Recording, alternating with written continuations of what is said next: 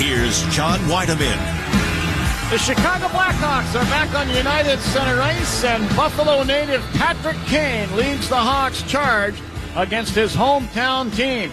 But tonight's game against the Sabres will be a challenge for the Hawks, as the Sabres have won 5 of their last 8, and they're playing their best hockey of the year. Hi again, everyone. John Weideman along with Nick Olchek, along with Joe Brand, and the whole gang here at the United Center. Happy to have you along. It's the Blackhawks and the Buffalo Sabres for the first of 2 meetings this season. Nick, the next one will be in Buffalo, and it'll be the last game of the season. But here tonight, I'm expecting to see kind of a wide-open game between 2 young teams, kind of looking to prove things, one on each side, one on the other.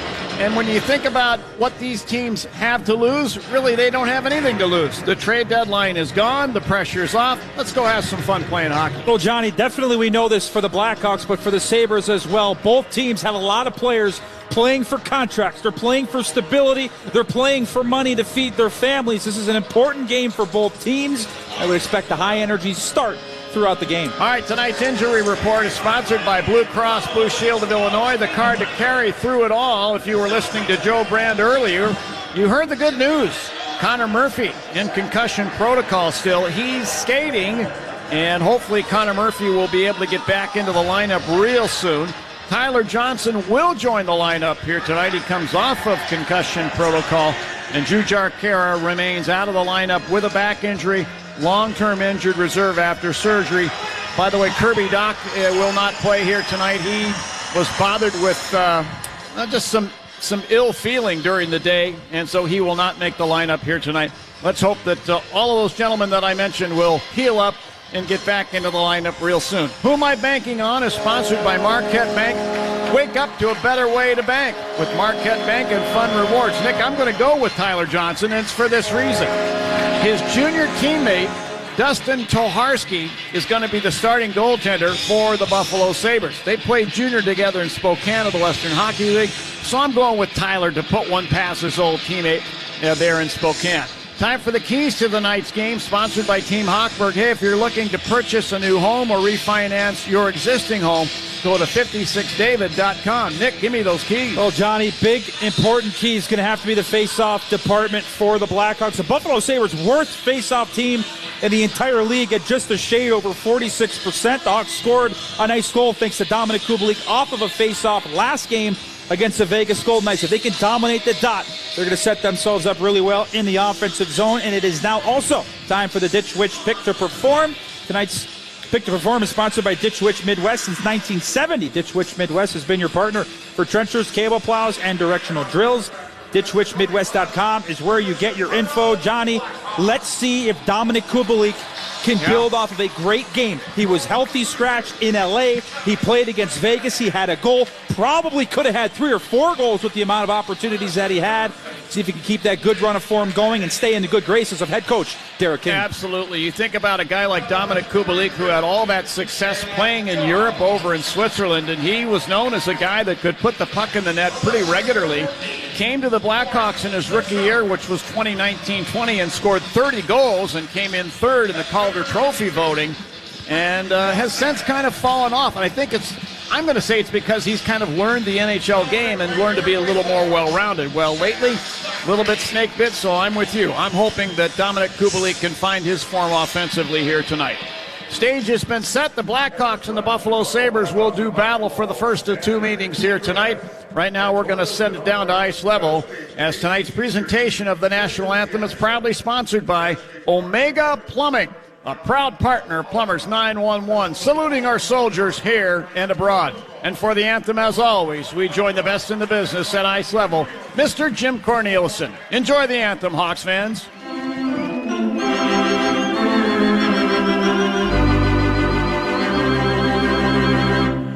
Oh, say can you see by the dawn's early light what so proudly we hailed at the twilight's last gleaming, whose broad stripes and bright stars through the perilous fight for the ramparts we watched were so gallantly streaming, and the rockets red glare, the bumpers stinging in air, gave proof through the night that our flag was still there.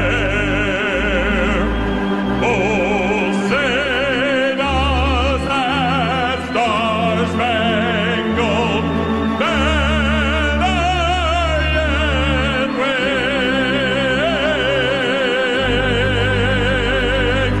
for the land of the free and the home of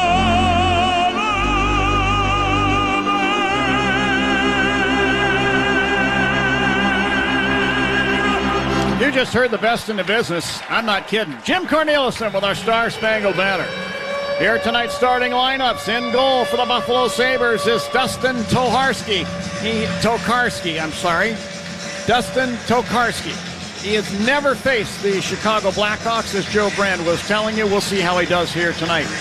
At defense for the Buffalo Sabres, Matthias Samuelsson and Jacob Bryson. Up front from left to right, Zemgus Girgensson starts at left wing. Centering the Sabres opening line, Cody Eakin. Starting at the right wing is Kyle Oposo. For the Blackhawks, it's Kevin Lankinen in goal. He's never faced the Buffalo Sabres. At defense are Caleb Jones and former Sabre Jake McCabe. Up front from left to right, Boris Kachuk starts at left wing. Centering the Hawks opening line, Reese Johnson. And starting at the right wing is Sam Lafferty. Our referees tonight are Justin Kia and Gord Dwyer, the linesman Johnny Murray, and David Breezebois.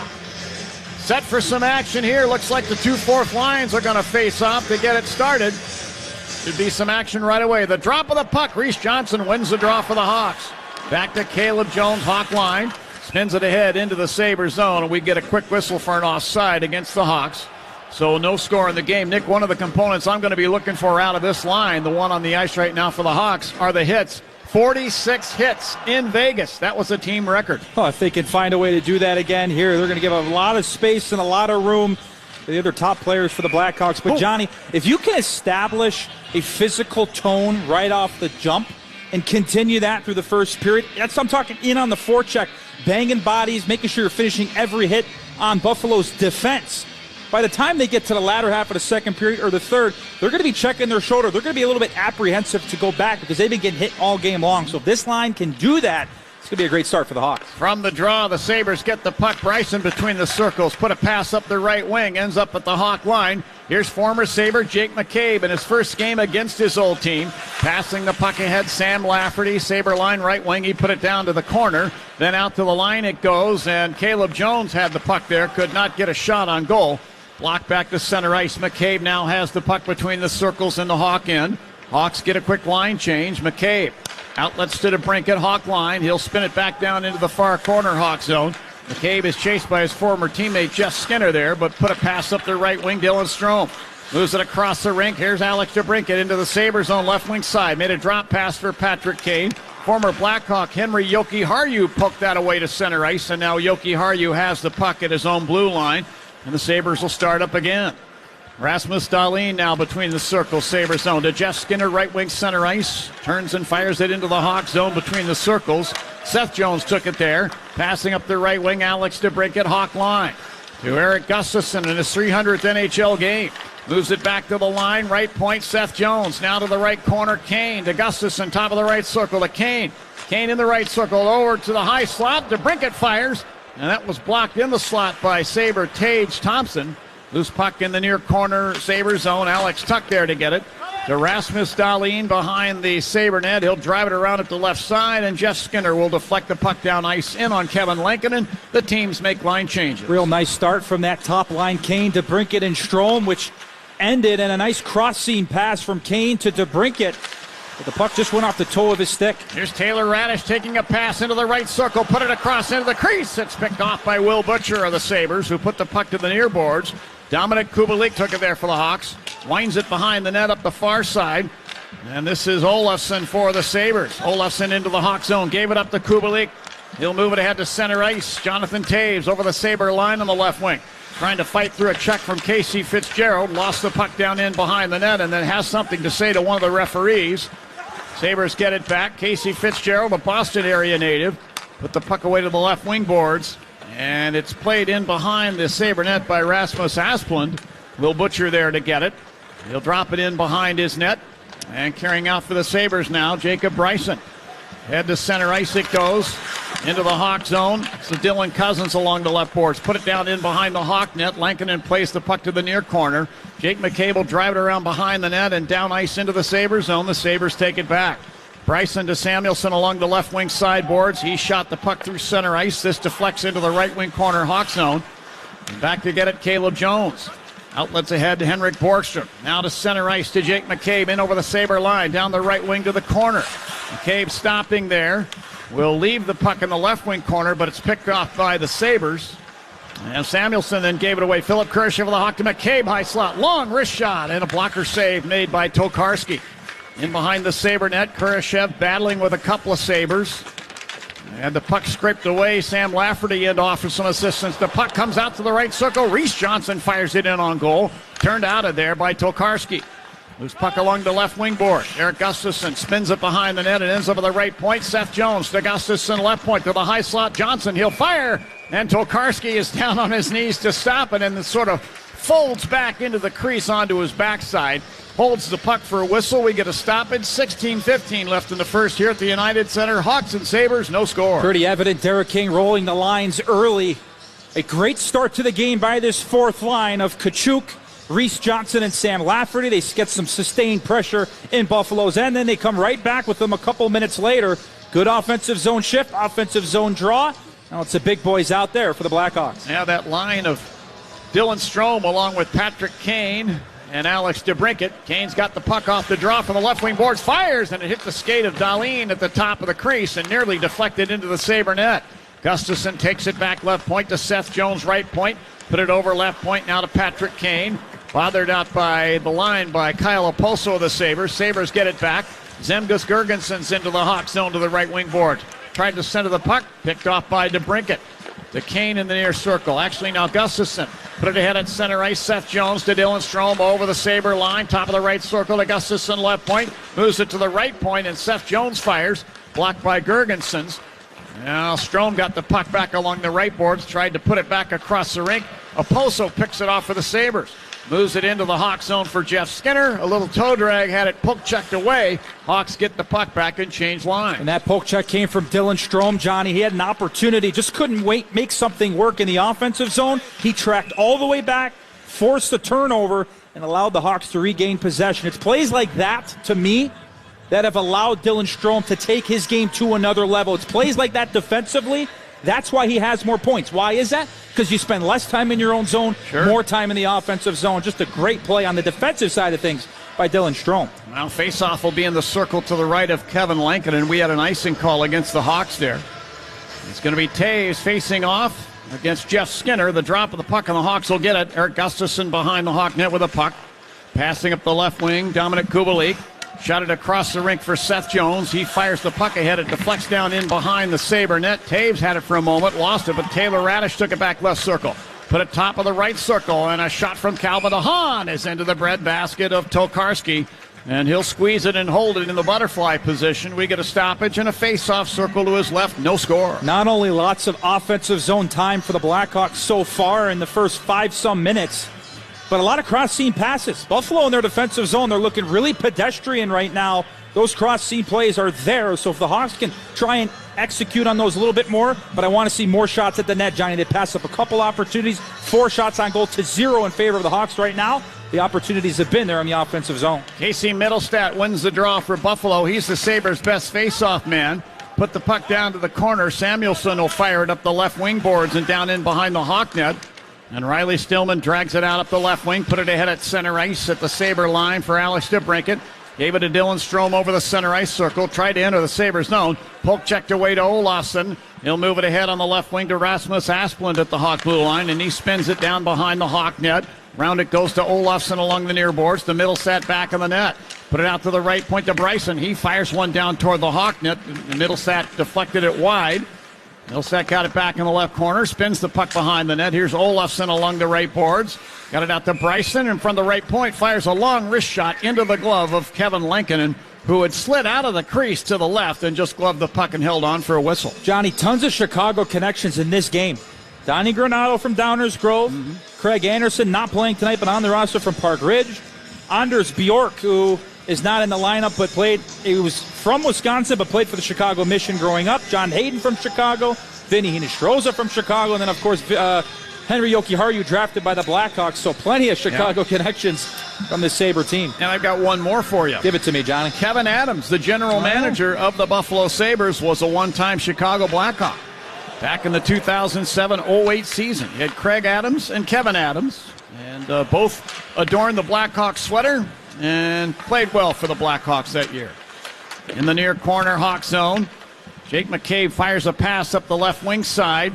It was intended for Boris Tkachuk, but it's off his stick. Jokiharju took it back at the Sabre line, head to Hinostroza Hawk line, rifles a shot over the net. Here's McCabe along the near boards, pushed off the puck by Hinostroza to Jokiharju, right point, moves at left point. Samuelsson fires. Actually, Dahlin fires. That deflects behind the Hawk net. Dragged out of there by Vinny Hinostroza from Bartlett. Moves out to the line, drops into the high slot. Dylan Cousins, he fires. Jake McCabe got in front of that with a skate, knocking it away. Here's Tkachuk to the Sabre line on the right wing, jostled by Jokiharju, could not enter the zone. Dahlin the other way, back through center ice and over the Hawk line. Took it top of the right circle. And now he hits the trailer on the play. Cody Eakin. Back to Dahlin in the right corner. Fed a pass across. It deflects out to the left point to Gergensons. Down to Eakin in the left corner. He'll put it behind the Hawk net, near corner to Dahlin, who carries it around to the right point. He'll hand it off there to Casey Fitzgerald, who put it down toward the Hawk net. It deflects in behind. Fitzgerald got it back left corner. Put the puck to the left point to Will Butcher. He'll spin it down in behind the Hawk net. Around it goes to the near side. McCabe runs into his former teammate Kyle Oposo. And then the puck is left for Seth Jones to carry it into the far corner Hawk zone. He'll stop and put it back behind the net near corner Jake McCabe. Now he'll pass the puck on the right wing. Seth Jones through center ice, front of the benches, crossing the Sabre line. He drops it off, and Kurashev for the Hawks will fire. That was blocked to the corner. Puck taken back by Henrik Borgstrom. Scrapes it back to the right point, but Tyler Johnson of the Hawks was late getting there. He'll have to retreat into the Hawk zone and get the puck. The teams are in line changes. And perhaps Borgstrom thinking that Seth Jones was at the point there. He was part of the rush, so he had vacated the point. As you had said, Johnny, Tyler Johnson just a little bit late showing up. Jonathan Taves into the Sabres zone to Taylor Raddysh. Put it over, and a shot from DeHaan from the right circle. He scores!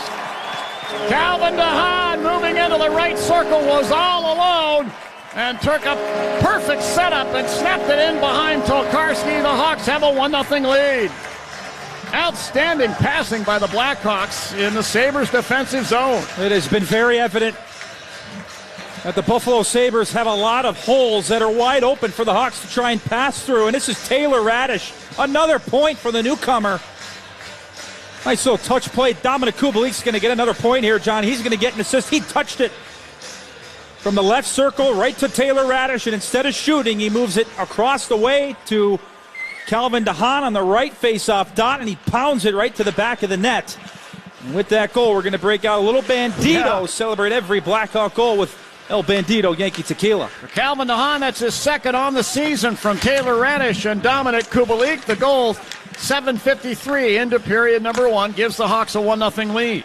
We rejoin the play from the high slot. Samuelsson, a long wrist shot on the Hawk goal. Gloved out of the air by Lankinen. He'll hold it. We get a whistle stopping play. 11:41 left in the first period here at the United Center. It's the Hawks 1 and the Sabres no score. This is Blackhawks hockey on 720 WGN. Have you thought about investing in cryptocurrency but you don't know where to start? Bitcoin of America is a secure platform that makes it easy to buy and sell cryptocurrency like Bitcoin and Litecoin. It takes less than 1 minute to register your account to buy Bitcoin online or at any of their Bitcoin ATM locations. Bitcoin of America is safe.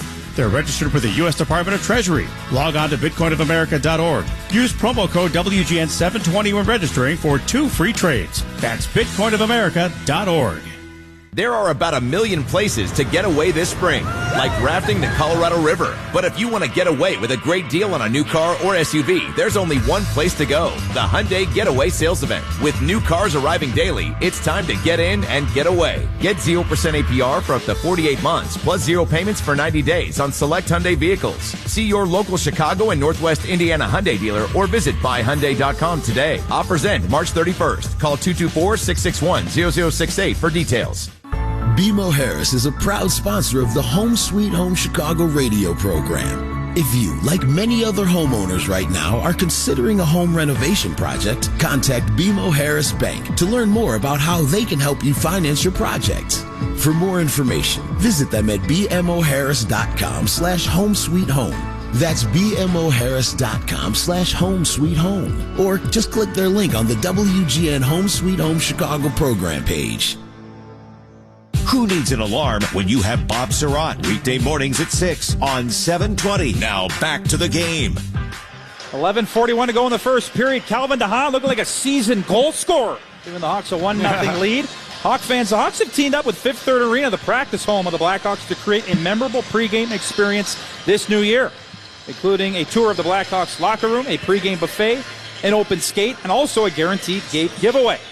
And now through April, each purchase of 2 tickets will receive an autographed collector's edition print by one of your very favorite Blackhawks. Visit Blackhawks.com/experience to secure yours right now. Nick, you were talking about it. Taylor Radish got the primary helper on that goal. He could have shot the puck from the slot, but he elected to turn and find a wide open DeHaan in the right circle. And DeHaan just buried his second goal of the season. We get a note from Joe Brand. That's the first 2-goal season that Calvin DeHaan has had since the 2016-17 season when he was a member of the New York Islanders. And his first goal in 27 games, Johnny. Last goal he scored January 11th against the Columbus Blue Jackets. Great to see him getting on the board. He's paid enough by blocking shots. Absolutely. Great to see him put one in the back of the net. Talk about having a black and blue body all over the place and living with ice packs. Oh.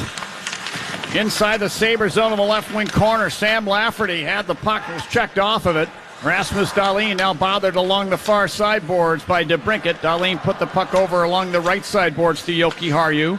To Dahlin between the circles, firing a pass up the left wing. This misses Hinostroza and goes all the way down for icing.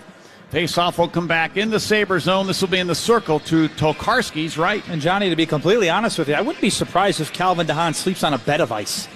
I mean, think look, about it. And what I will say is, the Blackhawks love when their teammates score, of course, but when a guy like that, who doesn't score very often, scores, I think it just shoots a little bit more energy, a little bit more momentum and excitement through the group. And it was great to see him getting on the board for everything else that he does. Eats minutes, kills penalties. He doesn't do the glitz and the glam. Right. It's very much a hard game that he plays, so anytime he can find the back of that, it's a real exciting thing. And I saw the guys on the bench maybe jump up a couple inches higher when 44 found the back of the net. A bed of ice. Would you need like an extra pillow and a blanket for that? Probably. Those are probably made of ice too. Yeah, I would say. Off the draw in the Sabres zone, the Hawks control. Then DeBrincat coughed up the puck at the top of the near circle. Here come the Sabres the other way, led by Hinostroza to center ice on the right wing. Spins the puck down behind the Hawk net. Dylan Cousins winds it back around up the right side. Jacob Bryson there at the right point. We'll put it back down the boards in behind the Hawk net. Seth Jones guides it up the right wing. Patrick Kane. He'll move it across the rink into the left wing corner in the Sabre zone. DeBrincat finishing his check there on Bryson. Puck ends up at the left point. Gustafson to Patrick Kane, rolling into the right wing circle. Now 54th all time in the National Hockey League in scoring. We get a whistle. This will be a hand pass against the Hawks. Hawks lead 1-0 with 10 minutes to go in period number 1. You have to know that Patrick Kane's gunned up for this game, being a kid from Buffalo and all. Oh, it's right. Very, very special for him, no doubt, whether it's in Chicago or in Buffalo. Points in 14 of his last 18 games against the Sabres. Pretty cool for him to be doing so well against the team he grew up rooting and cheering for. The energy is always probably at a little bit higher of a level whenever he gears up against his childhood team. Yeah, believe it or not, his favorite player growing up at one point was Dominic Hasek, goaltender for the Sabres and a former Blackhawk. But, like a lot of kids, he had all the gear and thought the goaltending position was pretty cool. So you can understand it. I think he could have probably been a pretty good goalie, too. Oh, he could have been good at anything he did, I think. Inside the Hawk zone at the left point, Semgus Girgensons takes a puck. He is a native of Latvia. He'll put it down in behind the Hawk net. Dug out by Cody Eakin. Moves it to the left point. And Butcher flips it into the high slot. A long shot by Fitzgerald is turned wide by the stick of Lankinen. Butcher again for the left point. To Fitzgerald right point. Fires it down toward the slot. Gergensons gave it a whack. The puck tumbles wide of the Hawk net. Loose puck along the right side boards. Tyler Johnson tries to fling it out. Cody Eakin at the left point will snap the puck back down in behind the Hawk net where Jake McKay will corral it. To Philip Kurashev along the left wing boards. Outlets up the right wing center ice. Tyler Johnson put it in over the Sabre line along the right boards to Jonathan Taves. Ridden off the puck by Big Tage Thompson. Sabres get it back. Fitzgerald with a pass up ice into the Hawk zone. Alex Tuck down the left wing. He'll backhand the puck in front of the net away to the near boards to Jeff Skinner. To Yoki Harju right point. Long wrist shot from there. Deflects to the left corner. And Thompson put the puck to the left point. Picked off by Taves. Head to Radish over the Sabre line into the left circle where he fell down and lost his edge and the puck. The other way come the Sabres 3-on-2. Skinner into the Hawk zone right circle. Put it to the left circle. Thompson, he put it in front and Tuck fires it over the net. Loose puck taken back by Alex Tuck, former Vegas Golden Knight. Move it to the left point, then to the right point, Dahlin. Fed the left circle for Tage Thompson. Down to Jeff Skinner, left corner, leaves it there for Alex Tuck. From Syracuse, New York, he then coughed up the puck to Calvin DeHaan. He'll chip it over the blue line to center ice, forcing the Sabres to regroup. Huge opportunity missed there for the Buffalo Sabres. As you had said, Johnny Radish made the right play. He didn't have an option. He tried to curl back. Just unfortunately blew a couple of tires, and then Alex Tuck mixed a wide open net right out in front of Kevin Lankin, and the whole right side of the net was open. But the Hawks, no harm, no foul at the end of the play. Olofsson to Asplund in over the Hawk line left point. Made a pass back across the rink, deflects to center ice. Patrick Kane will spoon it ahead to the Sabre line. Rasmus Asplund back to take it there. Shot it to the Hawk line. Seth Jones put it over to Gustafsson, right wing side, then ahead to the Sabre line for Dylan Strome. His stick was given a whack just as he receives the puck. And the puck tumbles back to the Hawk blue line. Gustafsson's got it. Send it down the left side glass, in behind the Sabre net. This will circle the net to the right boards to Strome. To Seth Jones right point. To Gustafsson left point. Back to Jones. Long wrist shot. And a chest save is made by Tokarski. He lets the puck drop into his glove and holds it, and a whistle stops play.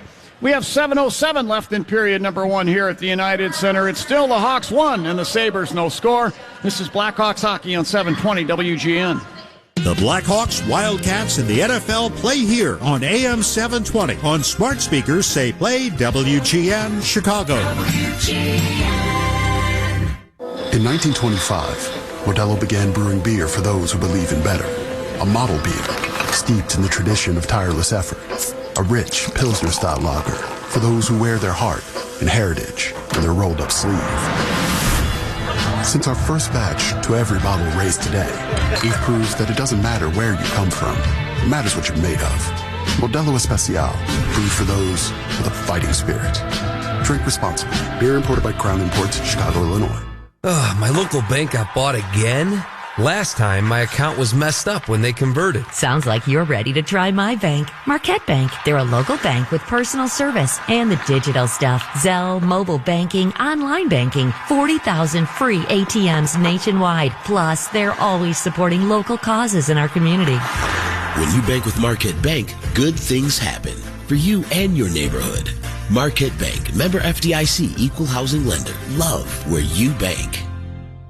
What could be better than a thick, crispy, cheesy to the edge Detroit-style pizza? How about the best Detroit-style pizza? You won't find it in a hut, and it definitely doesn't come from a focus group or a committee. Nope. Because the best Detroit-style pizza on the planet only comes from Detroit, and it's made by Jets. Jets Detroit-style pizza. Better because it has to be. Lindemann Chimney Heating and Cooling represents the safest, best-trained staff in the industry. For 50 years, they've been making beautiful homes like yours safe and sound. Book at cleanfireplace.com. The Fifth Third Arena, the Blackhawks Community Ice Rink, is a home of hockey of all ages and skill levels. The public skate is officially back. Visit fifththirdarena.com for schedules and more information. Why not? Absolutely. Check some open ice, perfect your skills, have a little bit of fun. Maybe fall down a little bit. Sure. A little humility, good for the soul, right? Absolutely. I got plenty of it. Yeah, nothing quite like carving up the ice a little bit. Jurgensen's to the Hawk net, but a shot toward the net, kicked out by Lankinen. Here's Gustafson now. Put an outlet out to center ice to Strome. Left wing at center ice to Kane over the Sabre line. He'll fire from the right circle wide. Loose puck along the near board. Strome pokes it free to Gustafson. Sent it over to the right point. Nobody there but Zemgus Jurgensen. He fired it up into the Hawks bench, and so we get a whistle stopping play. Quick hello to Mr. Troy Murray, who is listening here tonight, listening to the three of us here. So, Troy, hope you're handling things A-okay, and want to see you, just as Joe Brand would say, we love you, and we want to see you right back here. That's right, Troy. I'm keeping your seat nice and warm for you, buddy. Keeping it nice and warm for you. I'm a witness, Troy. He's actually rubbing the seat. I am rubbing the seat, because we're both standing. And he is keeping that seat warm for you, bud, so don't worry. We're going to take care of you. Want to see you back as soon as possible. Into the Sabres zone, a little flip by Reese Johnson in the corner. Oh, and a big hit by Lafferty on Will Butcher. Put him right down to the ice. Now a shot. They score! Jake McCabe fires it toward the Sabre net, and Sam Lafferty deflected that one past Tokarski. The Hawks take a 2-0 lead. It wasn't pretty, but it counts. Oh, a simple play. Reese Johnson dumps the puck in. Will Butcher goes back for it and just can't do anything because you got Sam Lafferty coming about 1,000 miles an hour. Will Butcher better get off the train tracks because Lafferty ran him right over, forced the turnover. You get it back to the point, and then what did Sam Lafferty do there, Johnny? He didn't stay in the corner. He didn't stay to the outside. He forced the turnover. He went right to the net front, and a beautiful redirect right on the backhand. This fourth line has been going from the opening shift. The Hawks now lead 2-0, and for the second time, we're going to break out a little Bandito, celebrate every, and I mean every, Blackhawks goal with El Bandito Yankee Tequila. So it's Lafferty's fifth on the season from Jake McCabe at 13:44 of period number one. Hawks with a 2-0 lead. We better start pumping out more shirts for that Sam Lafferty fan club that Joe Brand has been running. I tell you, he's got to feel like he was let out of jail. I mean, brought over to the Blackhawks in an outstanding trade that Kyle Davison made, sending Alex Nylander to the Pittsburgh Penguins, getting back Lafferty, who I believe that the Penguins probably either gave up on or just didn't have plans for. He's flourishing here in Chicago. And think about it, Johnny. The Hawks traded Henry Jokiharju to the Sabres for Nylander and then turned Nylander into Lafferty. Right. So things kind of come full circle. He's been absolutely dynamite since joining this Blackhawk team. Well thought out by you. I didn't think it that deeply. Just trying to connect a couple of dots. I got markers out here trying to connect one name to the next. It's excellent. Here now is Riley Stillman dumping the puck off the right side boards and down behind the Sabre net. Dustin Tokarski out to play it around up those same boards. Kept in by Stillman right point for a moment, then pushed out to center ice by Samuelsson. And then in front of the Sabres bench, Rasmus Dahlin pokes it to center ice. Sabres looking a little bit confused here. Asplund will poke it back into the Sabres zone. Here's Dahlin carrying it to center ice. Dumps the puck off the right corner boards, Hawk zone. Slides behind the net. Gustafson put it up the right side. Tyler Johnson to Philip Kurashev in over the Sabre line. Put it through the legs of the defenseman and went behind him and got it and couldn't poke the puck in on goal. But a penalty is going to be called. Casey Fitzgerald did his level best to defend there, but Kurashev pretty much turnstiled him there on that play. 4:38 left in period number one. Hawks lead 2-0, and they're going to be coming back with a feeling good sit-go power play after we hear these messages on 720 WGN. Get your ice cold Bud Light Seltzer here. Even though you can't go to the game, doesn't mean the game can't be brought to you now here. Just go to budlight.com/delivery. That's budlight.com/delivery. Give me 2 mangoes. Coming at you.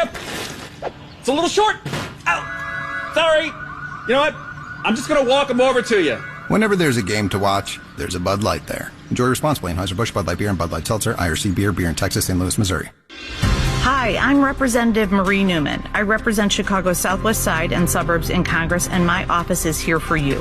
In Chicago, my staff are here to help you with everything from accessing benefits through Social Security and Medicare, obtaining visas, and addressing postal delays.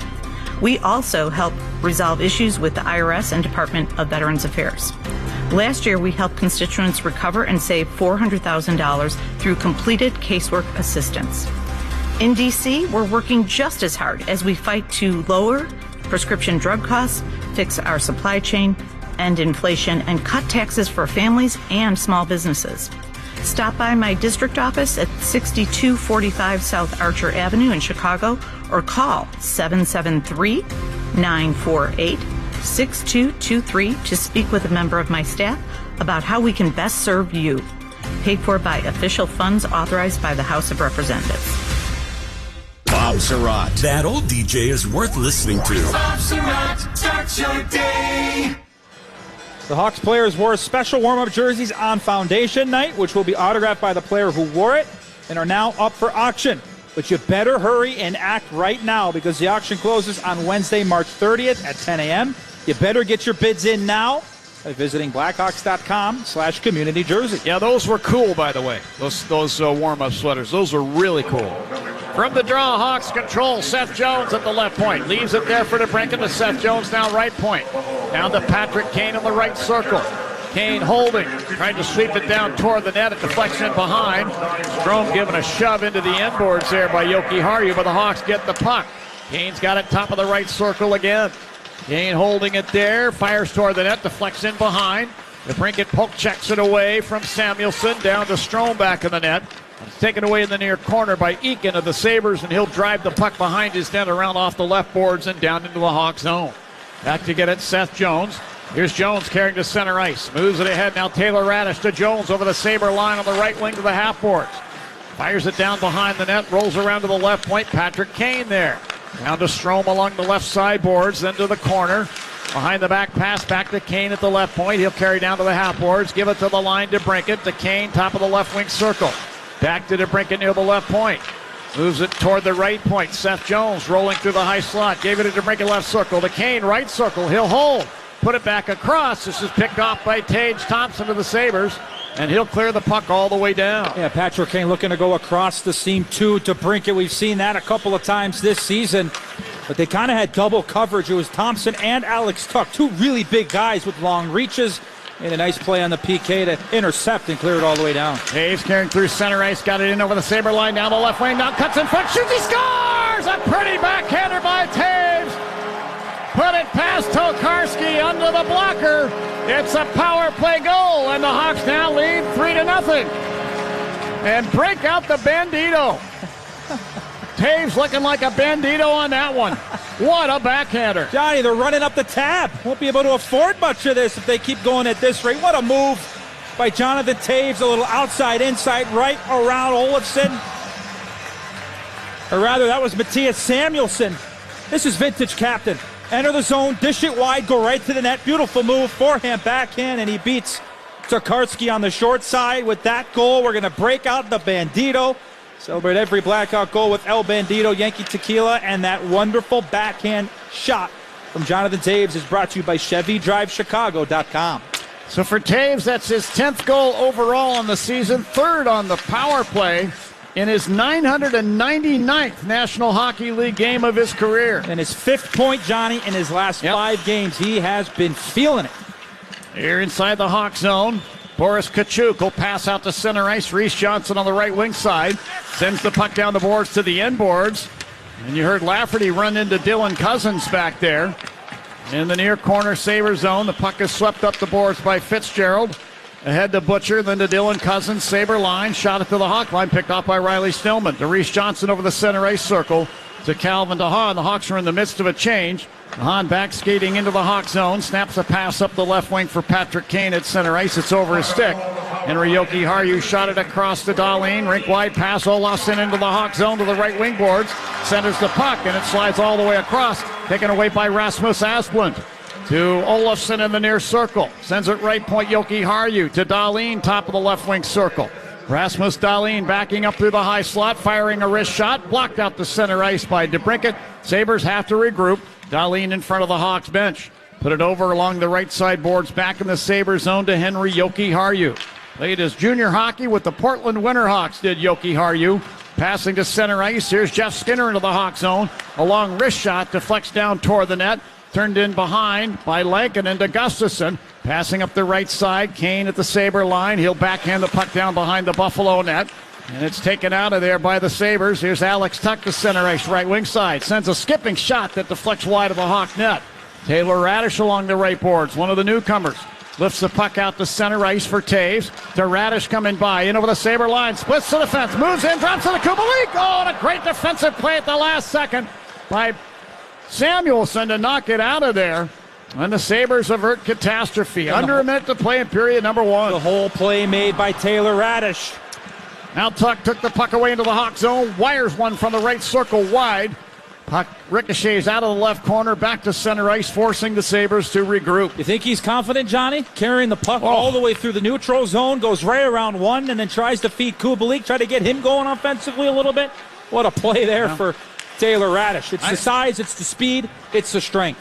I think he's just another kid, Nick, that just feels like he's come to Chicago, and boy, is he the beneficiary of just plenty of ice time. Here's a shot from Caleb Jones from the left circle, high and wide of the Buffalo net. Rides around to the right point. Jake McCabe down to Sam Lafferty, right wing corner. Checked and lost the puck. And Eakin will put it out ahead now to Opolso, to Yoki Haru at the Sabre blue line, who fires a pass ahead. And this deflects into the Hawk zone as Caleb Jones runs into one of the Sabres along the near boards. And that's Zemgus Girgensons, who's a little slow to get up off the ice. But a pretty complete period of hockey played by the Chicago Blackhawks here tonight. So far, after one period, they lead the Sabres 3-0. Shots are even at 8 apiece, but the Hawks have had the better of the chances. And a pretty good shooting percentage, too, Johnny. 3 goals on 8 shots. And you look at where the goals came from. Calvin DeHaan, an unlikely score from the defense score. Hawks haven't had a lot of offense coming from the back end this year. And then Sam Lafferty, depth guy, and Jonathan Taves, a top 6 guy. Huge goal. Great to see him getting on the board. But the contributions offensively from really every area of this team, that's what you love to see. A rock star opening 20 for the Blackhawks. You know, when you think about it, Nick, after the trading deadline is passed, the guys tend to relax and just play the game. And, yeah, you made a great point in the open about how these guys are playing for jobs. There's no doubt about that. The evaluation is ongoing by management about these guys on the ice. Are we going to stick with some of these guys next year, or maybe this position is weak, or maybe we could address a need over here? That kind of thing is kind of an ongoing thing. But for the boys, they go out and they just play, and they do their very best. And how about a guy like Sam Lafferty, too? UFA after this season. You think he's performed well enough to earn another contract? Absolutely. I would say so. He's been stellar tonight and in a bunch of games leading up to this game. Think about where you could use a guy like that. I mean, obviously the fourth line, okay, that's an easy fit. But think where you could use a guy like that. You can use him in penalty killing. He can be the kind of a guy that can go up to a second line and provide energy and maybe a little bit of a spark to get the 2 other guys going. I think he'd be a very useful guy. Up and down the lineup, you know what he's going to give you every shift, every game. He's going to give you max effort. And for Sam Lafferty, he's got to be feeling it right now at both ends of the ice. He's good in his own end. That allows him to create a little bit more offense. But again, I love what he did on that play, Johnny.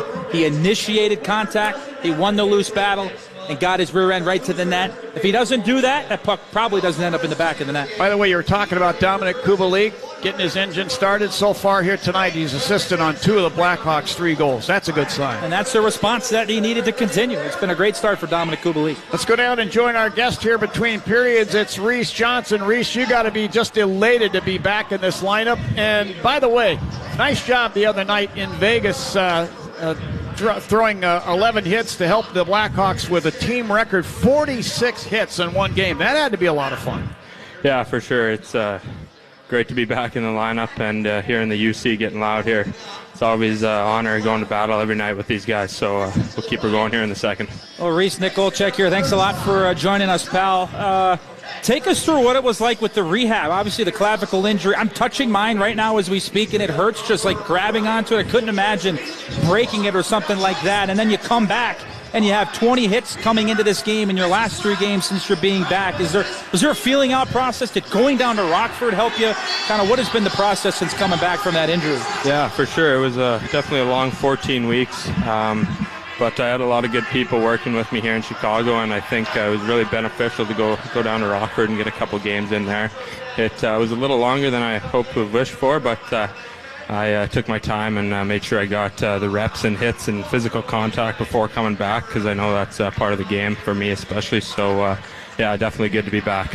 Reese, I got to ask you, you're centering a line with Sam Lafferty on your right and Boris Kachuk on your left. And if you put the three of you guys together, I think there's an awful lot of grit and an awful lot of sandpaper on that line. That's got to embolden you when you look to your left and your right and you see guys that are kind of similar to the way you play, wouldn't it be? For sure. It's huge on our line. We got to work every team we play against for sure. Get pucks behind them.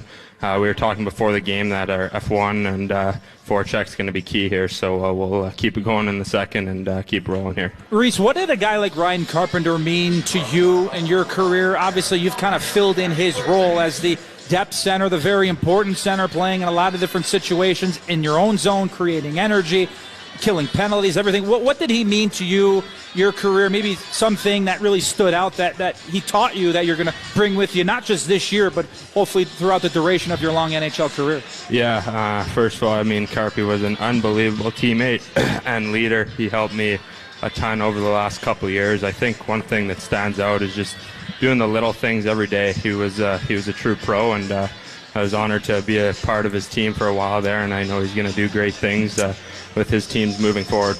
Maurice, you're one of Colin Frazier's favorite. Of course, Colin Frazier is a scout for the Blackhawks and a former Red Deer Rebel, as are you. Thanks for being our guest here in the intermission. Go get him in the second. Thanks a lot, guys. Appreciate it. We appreciate you very much. Reese Johnson, our guest, after one period here at the United Center.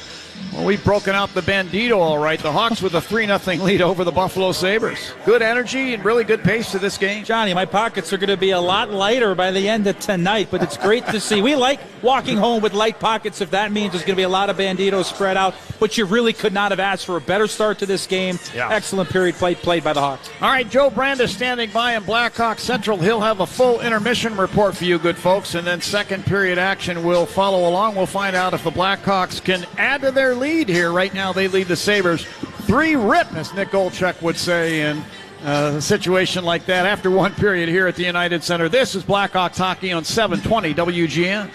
That old car is worth money. Visit VictoryAutoWreckers.com for an instant quote. Victory will tow no matter what condition your car's in. Victory buys vehicles every day, including nights and weekends, and you'll get cash on the spot. Go to VictoryAutoWreckers.com for more information or save money by fixing up your car with used parts. Go to VictoryAutoWreckers.com to search their inventory. VictoryAutoWreckers.com. VictoryAutoWreckers.com. Chicago airports will be full of busy travelers hustling and bustling to get to their destinations over spring break. Maybe you're one of them.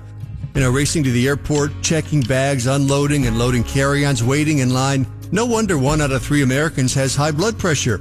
Well, the folks at 120 Life know all about that. Their all-natural juice drink helps lower blood pressure without the side effects of pills.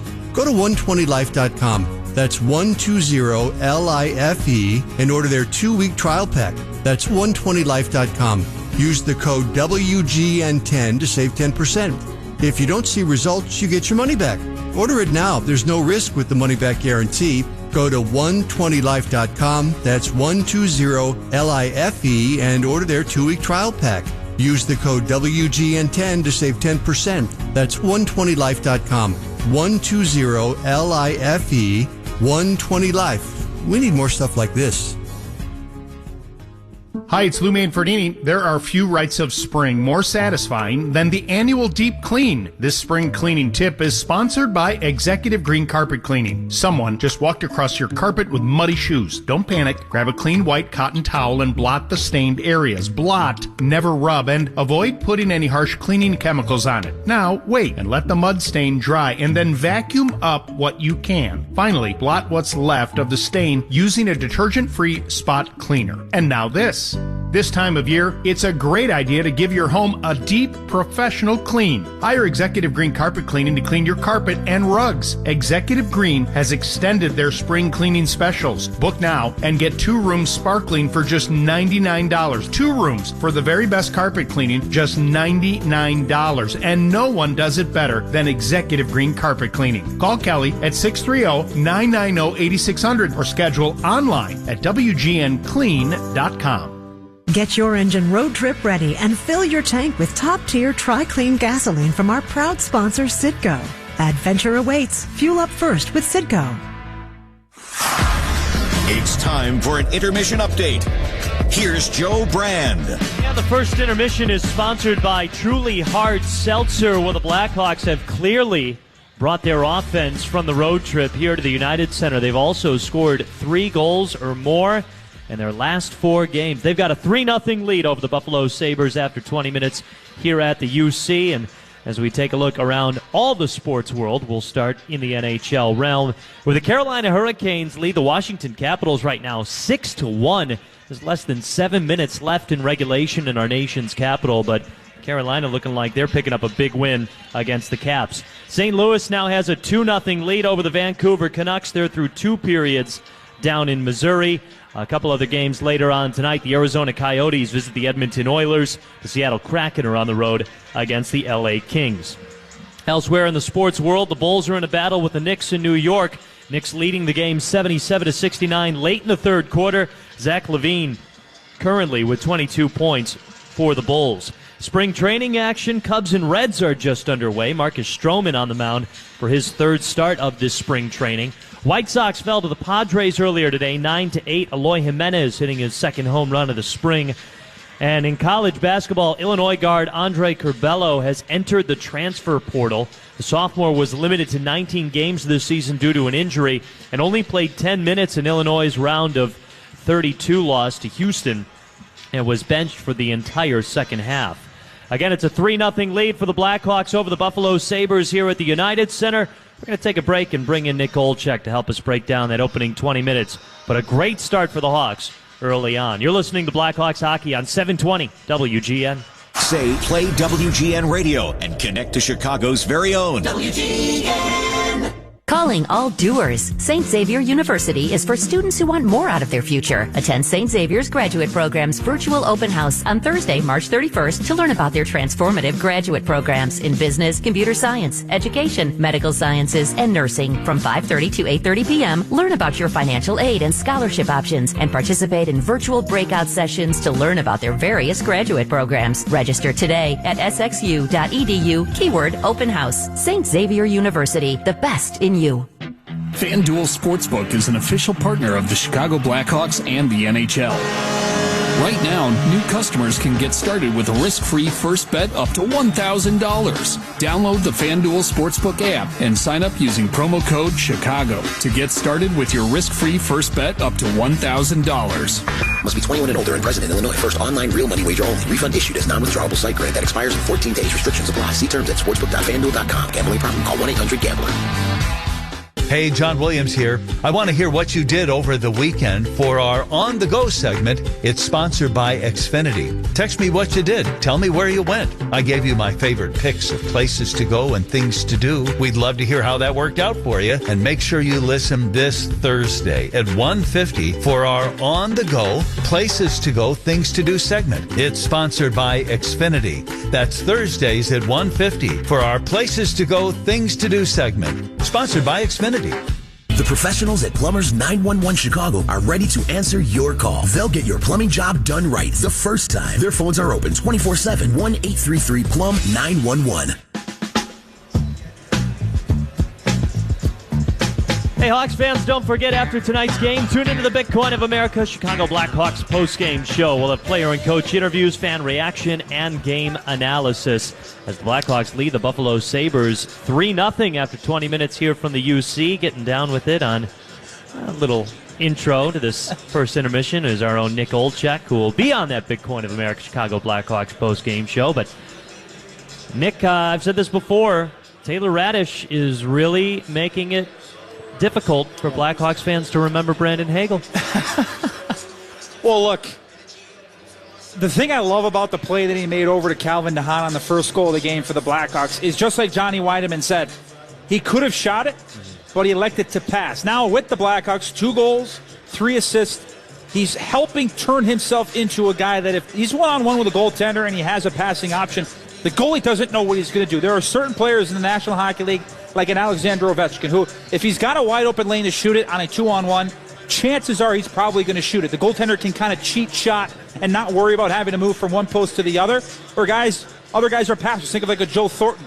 A lot of career assists, 2-on-1 situation. More times than not, he's going to try and move it over. So if Taylor Radish can be kind of the have that concoction of being as good of a passer as he is a shooter. That's a really good thing for him moving forward. And the pass was just perfect. It was right in the middle of the feet, right in the wheelhouse. Calvin DeHaan didn't have to adjust at all, and he pile drove that puck to the back of the net. Just a beautiful play off the rush. Great to see the young man getting more ice time, getting more of an opportunity here. And the most important thing, Joe, when you get an opportunity, you have to make good on it. When the door opens, you got to prove that you can be a substantial player and produce. So far, he's done it.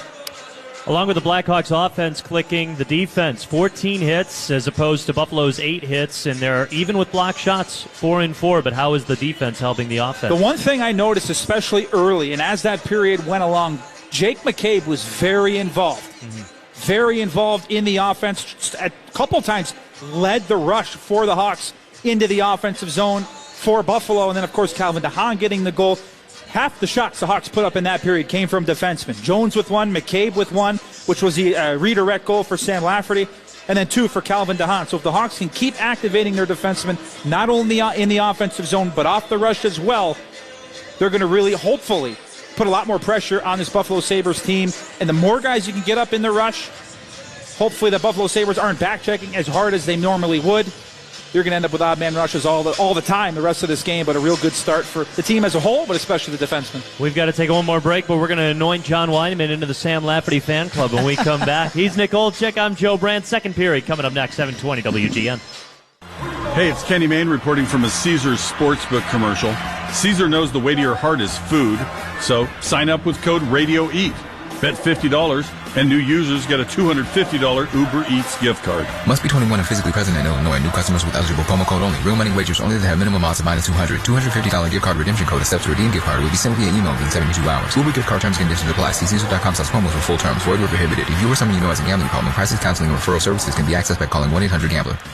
There are about 1 million places to get away this spring, like rafting the Colorado River. But if you want to get away with a great deal on a new car or SUV, there's only one place to go, the Hyundai Getaway Sales Event. With new cars arriving daily, it's time to get in and get away. Get 0% APR for up to 48 months, plus 0 payments for 90 days on select Hyundai vehicles. See your local Chicago and Northwest Indiana Hyundai dealer or visit buyhyundai.com today. Offers end March 31st. Call 224-661-0068 for details.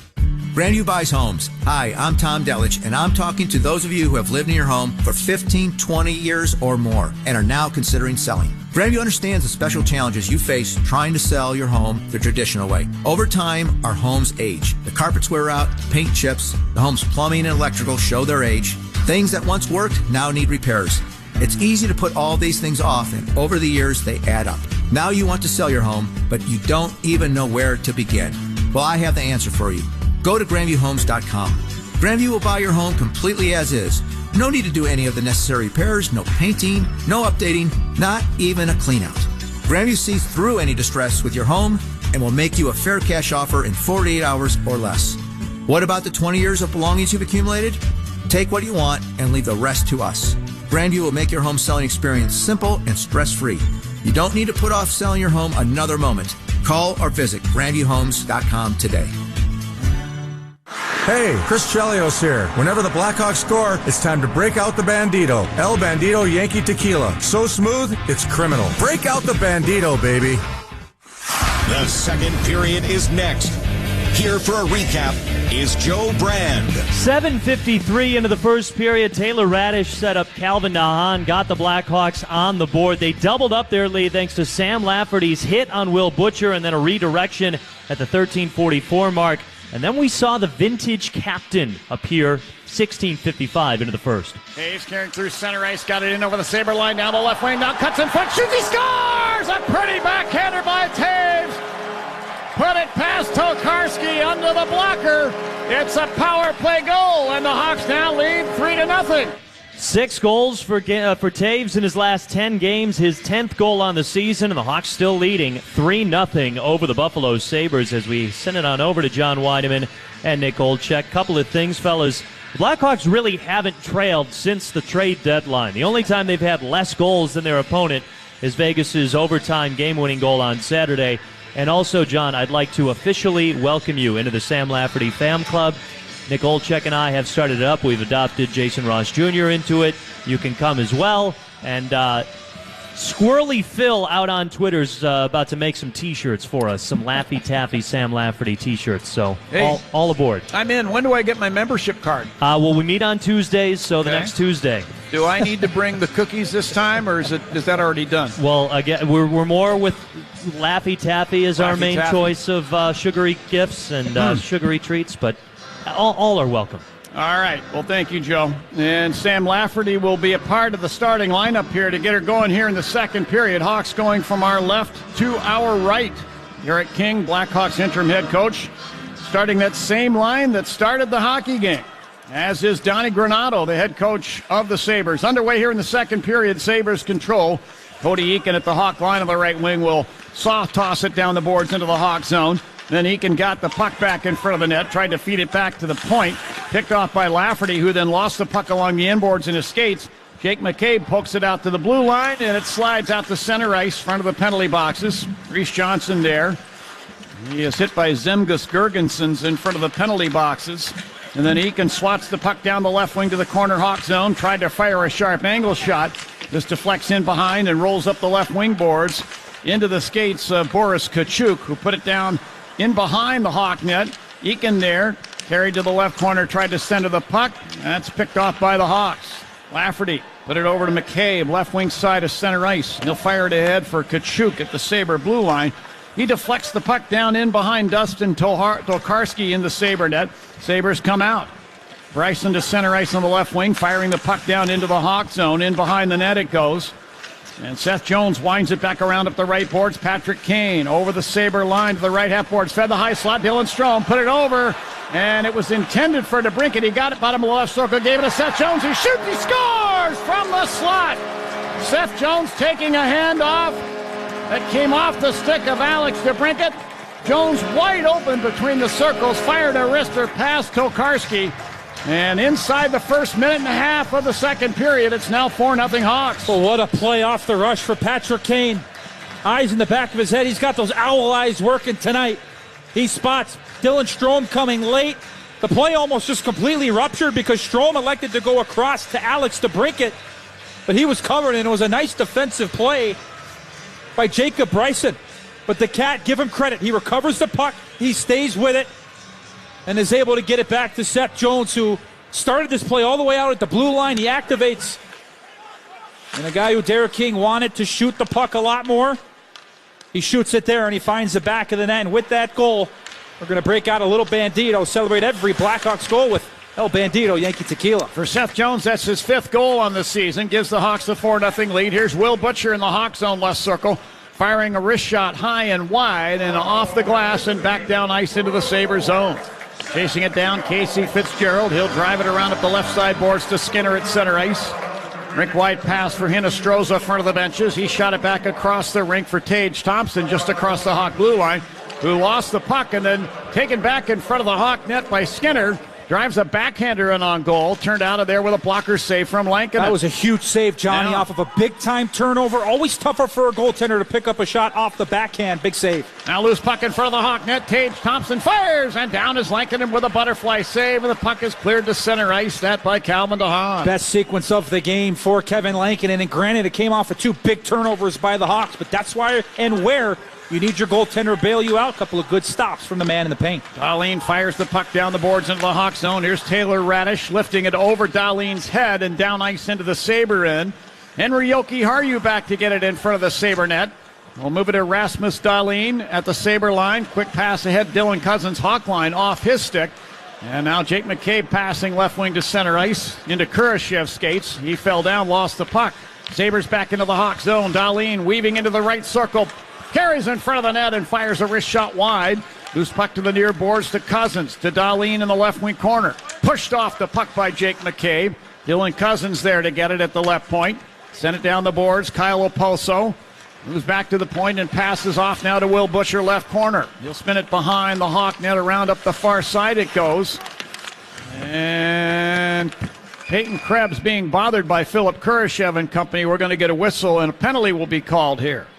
This will give the Sabres their first power play opportunity on the night, and we'll find out why in just a moment. 82, 2 minutes holding. That's why.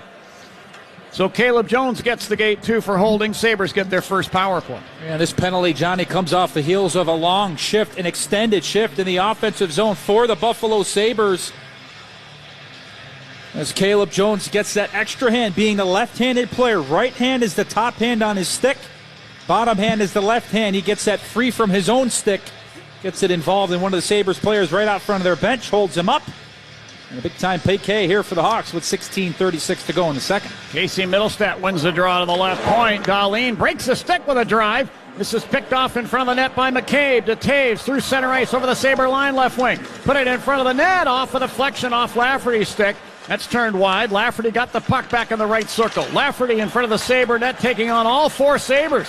And now Lafferty to the loose puck along the right boards, throwing it back to center ice to Seth Jones, and he'll dump it into the left wing corner in the Sabre end. Picking up right where he left off. Awesome work there for Sam Lafferty, but the whole play started. Dahlin broke his stick in the offensive zone. Here comes Taves the other way. Really a 2-on-1.5 because Dahlin did not have his stick, and Lafferty with a quick opportunity at the net front.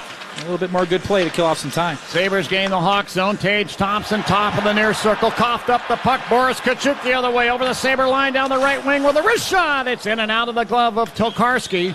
Tokarski slots it away to the near boards to Middlestat. Rink wide pass, Tage Thompson in over the Hawk line, stopping to the right point. Floats it back over the line to Middlestat, who carries it back into the Hawk zone, putting the Sabres offside. Sabres have 59 seconds of power play time. Trail the Hawks 4-0 with 15:35 left in period 2. 2 great opportunities while down a man for the Hawks, and the most recent of them, Boris Tkachuk.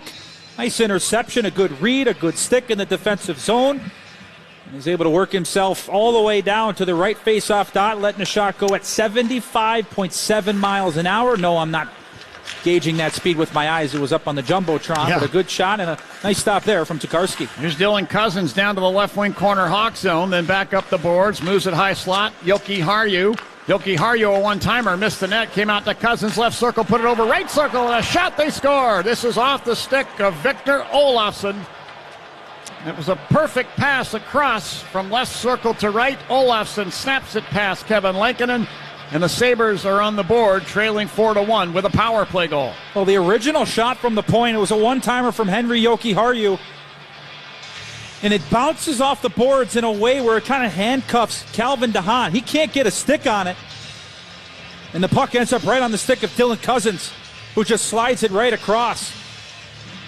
And a big-time shot there from Victor Olofsson. But just a bad bounce off of a missed shot that went wide. DeHaan not able to get a stick or possession on it.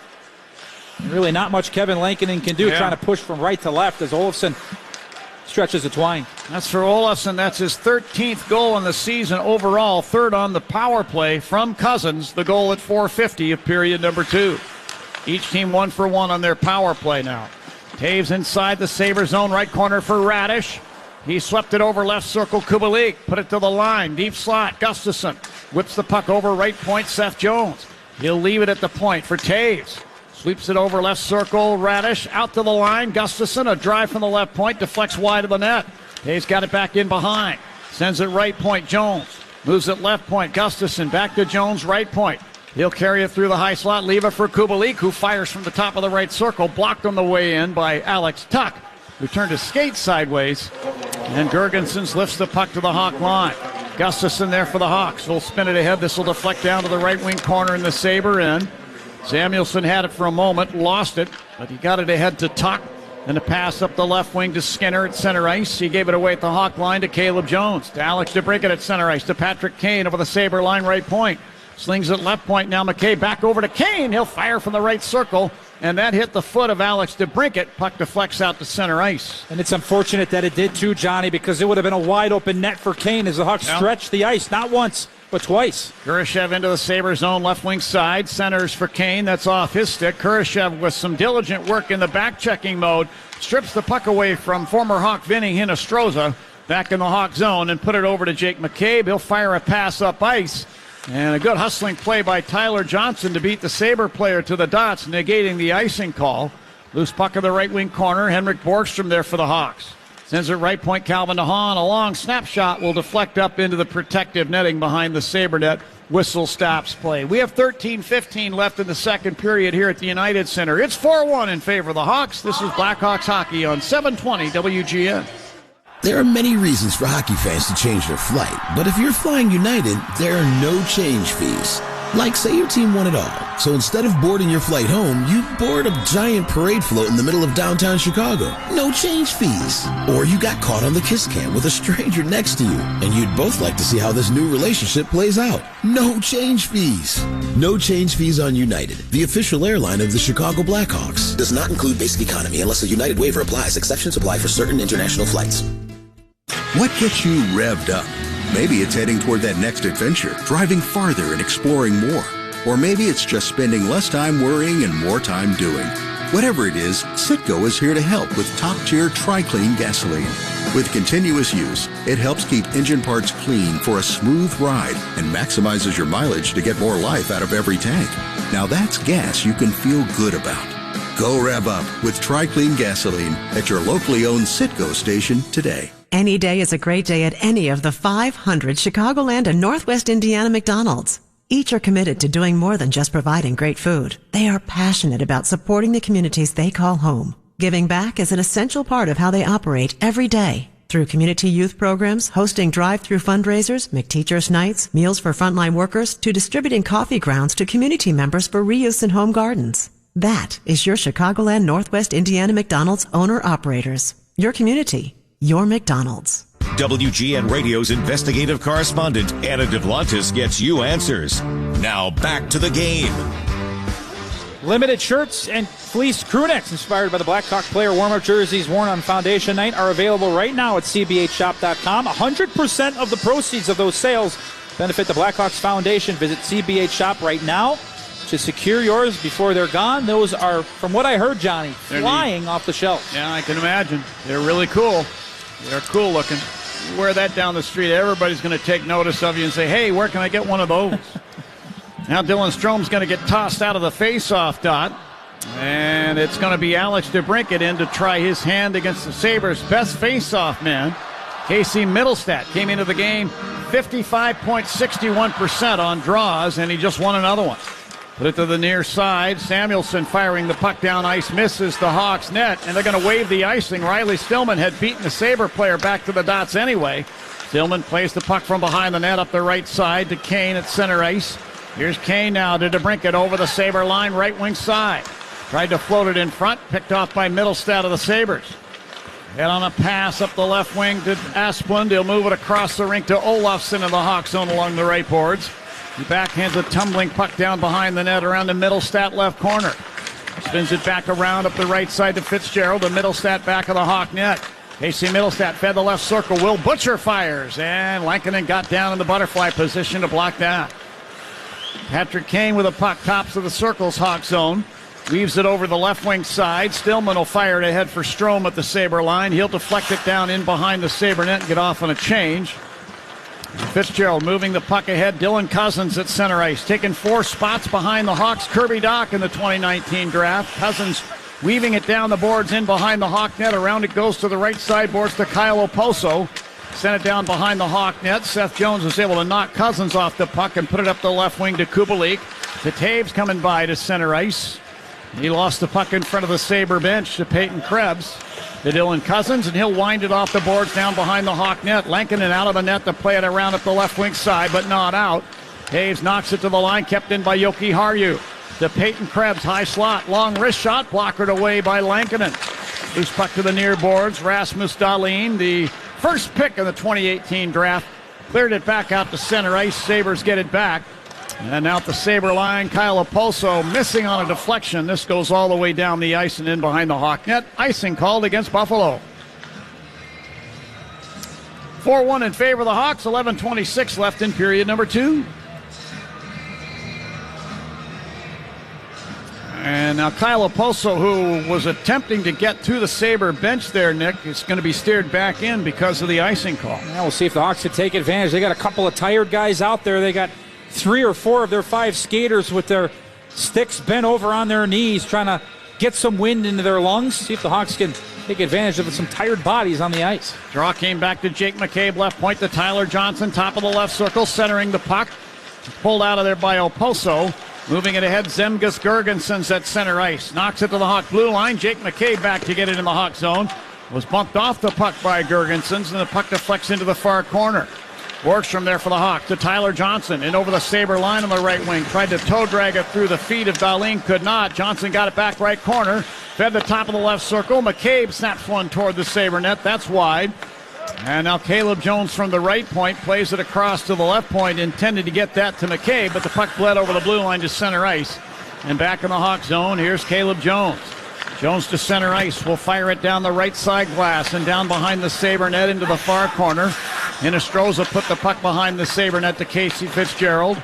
To Will Butcher along the left boards. University of Denver product. Put it ahead to Tage Thompson at center ice, who shot the puck into the Hawk zone off a deflection.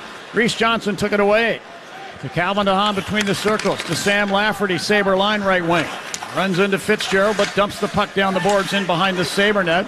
Picked off in the far corner by Hinostroza. Backhanding the puck up the left wing to Jeff Skinner. Jostled at the Hawk blue line with a check from DeHaan. Lost the puck down to the corner. Lafferty now has it for the Hawks. Yanks it off the inboards over to Calvin DeHaan. Actually, Boris Kachuk. Send it across to DeHaan. Hawk line right wing. Rink wide pass Kachuk. He's in over the Sabre line on the left wing side. It was stripped of the puck. And Dahlin, who came along, took it away. He'll spin it behind his net up the near side.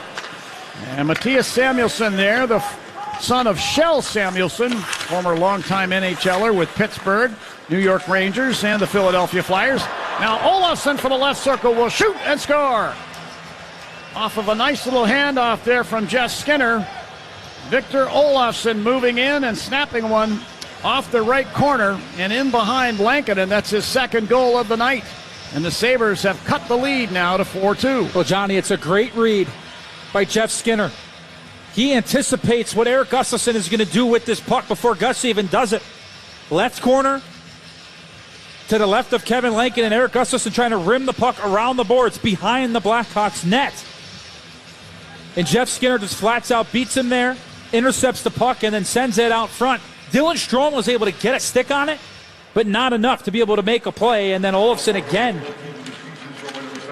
with a really nice shot, beating Kevin Lankinen far side over the glove. So another turnover for the Hawks results in a goal again, similar to what happened on the first Buffalo goal. For Olofsson, that's his second goal of the night, 14th overall in the season from Jeff Skinner. The goal at 10:24 of period number 2. So the deficit now only 2 goals. Sabres attack again. Dylan Cousins into the Hawk zone left circle. Sent it out in front. And a point-blank shot by Oposo. Glove save is made by Lankinen, and he'll hold on. Remember that stop, Johnny. Oh, yeah. 9:05 left in period number 2. It's the Hawks 4 and the Sabres 2. Back after this break, you're listening to Blackhawks Hockey on 720 WGN. Surratt. It's WGN, the original social media. Financing a new home couldn't be easier when you choose Cross Country Mortgage. Our mission is simple, to provide you with the best possible lending options and offer a transparent mortgage process for everyone involved. With our dedicated team of loan officers, your dream home could be yours before you know it. For homeowners, we offer renos, refis, jumbo loans, everything you need to keep your house feeling like home. Visit ccm.com. Cross Country Mortgage, dedicated to getting it done. Equal housing opportunity. All loans subject to underwriting approval. Restrictions apply. Call for details. Cross Country Mortgage LLC. NMLS 3029. www.nmlsconsumeraccess.org. To most, it's just another sidewalk or parking lot. But to Robert R. Andreas & Sons, it's a work of art, perfectly paved with attention to detail. Andreas & Sons, a family-owned Chicagoland business with the experience to handle any job. Patios, stairs, foundations, driveways, loading docks, warehouse floors. Andreas & Sons does it all. Commercial, industrial, or residential. If your project requires concrete or asphalt, then you need to contact the experts, Andreas & Sons. For a free estimate, call 708-863-5735. That's 708-863-5735. Or just visit AndreasConstruction.com. Robert R. Andreas & Sons, general contractors specializing in high-quality professional concrete and asphalt solutions since 1956. Call 708-863-5735. That's 708-863-5735. Or visit AndreasConstruction.com. Cryptocurrency is exploding. By hosting a small Bitcoin ATM, your business could make $500 per month in extra income. Email leasing@bitcoinofamerica.org. 9:05 to go in the second. Buffalo Sabres have cut the Hawks' lead in half, 4-2. Face-off to the left of Kevin Lankinen. And the draw controlled by the Hawks. Taylor Radish in the near corner Hawk zone. Was checked, lost the puck. Middlestat firing from the slot. And that deflects wide of the Hawk net. Sabres are starting to get some really good chances here. Asplund behind the Hawk net. Tried to center it out into the far circle for Fitzgerald. This is picked off by the Hawks. Back they come. Radish to the left wing corner Sabre zone. Comes entangled down there with Olausson. Got the puck back. Moves it left point. Gustafsson sends it right point now. Seth Jones. He sweeps the puck down in behind the Sabre net to Taves. To Radish in the right wing corner. To Taves. To the right circle Kubalik. Fed it left wing boards Gustafsson. All he can do is a slap pass down the boards in behind the net. Around it goes to Seth Jones. Who put the puck in behind the Sabre net. Taylor Radish tried to toe drag it past the Sabre. This is picked off by Middlestat. He'll carry to center ice and then dump the puck diagonally off the right corner boards Hawk zone. Sabres in the midst of a line change. Important shift from the Taves line there, Johnny, to try and reestablish themselves because, as you had mentioned, it's been all Buffalo in the last 4 or 5 minutes in this second period. Lafferty back at center ice will tap the puck back to Seth Jones, Hawk zone. Passing up the right side, Reese Johnson at center ice. He spins it down the boards in behind the Sabre net. Tokarski, the goaltender, out to sweep it away at the left wing side. Here's Gergensen's into the Hawk zone to the right wing circle. Firing off a backhander. This deflects in behind. Cody Eakin got it there to Alex Tuck along the left boards. To Yoki Haru right point. To Dahlin left point. Long wrist shot. Hits the inboards and goes wide. And Kachuk will make the smart play by just clearing the puck out to center ice. It's slapped back into the Hawk zone by Dahlin, right to Stillman. Quick pass over to DeHaan. He sent it ahead to center ice, picked off by Dahlin. To Hinostroza into the Hawk zone along the left wing boards, and Dylan Strome was able to pry the puck free and move it to center ice. DeHaan got it back to Kane at the Sabre line, right wing side. He'll spin it down the boards in behind the net. Tokarski played it away to the near side. Kane got it, put it in front quickly to DeBrincat. Pass was off the heel of his stick. In the far corner in the Hawk zone, or in the Sabre zone, excuse me. Puck taken by Samuelson. Tried to clear it out the right side and finally did. Here's Tage Thompson into the Hawk zone. Back checking was McCabe to break that up, but then Samuelson came along and took the puck and from the right circle fires it through the Hawk crease and wide. McCabe in the near corner became entangled with Hinostroza. Hinostroza moves the puck to the left point. It's taken now by Tage Thompson. He wheels into the right circle and fires the puck across the rink. Hinostroza's got it back in the left wing corner. To Thompson back of the Hawk net. Now to Hinostroza behind the Hawk net. Spoons it in front, picked off by DeBrincat. He'll move out up the right side to the Hawk blue line and send it down ice toward the Sabre net. Tokarski out to take the puck. He makes a quick clearing attempt to Skinner over the Hawk line left wing. Put it out in front. Oposo tries to center the puck and ends up wide. Oposo got it back to Butcher left point. He'll spin it down the boards behind the Hawk net. Seth Jones gave it a tap to the left wing boards. Kurashev then lost the puck into the right wing corner. Dylan Cousins to Fitzgerald right point. To Butcher left point. He moves it down to the left half boards. And Dylan Cousins there for the Sabres. Spinning away from a couple of bodies. Moves it to the high slot. Fitzgerald a long wrist shot. Deflects in on goal. Butterfly save is made by Lankinen. Gustafsson plays the puck up the near boards but not out. Cousins wheeling into the slot. Will fire. They score. This hit a skate. I believe Kyle Oposo might have gotten a stick on it as well. And the hard work by the Sabres is paying off. They've now cut the deficit to 1, trailing 4-3 with 5:28 left in the second period. Well, Johnny, right now for the Blackhawks in their own zone, it's like trying to drink water through a fire hose. Doesn't matter what they do, they just can't find a way to get the puck out. Opportunities along the boards to get it out, they can't. And Cousins just explodes off the wall towards the middle of the ice, and it goes off the skate right in front of the net of Kyle Oposo. A crazy bounce. Looked like that puck might have even gone wide off of Oposo, and then even off the skate of Eric Gustafsson too, I think. Off of Gus's right skate, so just a crazy redirect. Once, twice, 3 times, and just completely fooled Kevin Lankinen. But moving forward, Johnny, the Hawks have to be a lot better in their own zone. If you don't have a play to make a pass to get out of your zone, you got to use the glass or ail mail it to the middle, because right now Buffalo is eating them alive in their own zone. Yeah, the Sabres have got to be given an awful lot of credit. They could have just folded the tent after the 3-0 deficit and said, well, I guess we're going to lose another one. But they have worked hard here in this second period, and they're making this a very interesting game. And as you had said off the top, Johnny, points in 7 of their last 8 games. And think the last 2 games they played, they took Washington and New York, bona fide playoff teams, to the playoffs. This is a better team than what people give them credit for, or maybe what the record is. But just goes to show, it doesn't matter who you're playing in this league, you cannot lift your foot off the gas. And credit to Donnie Granato, the head coach of the Buffalo Sabres, the Downers Grove native. He's done a fantastic job with this young team, assembling the parts and turning them into a competitive squad.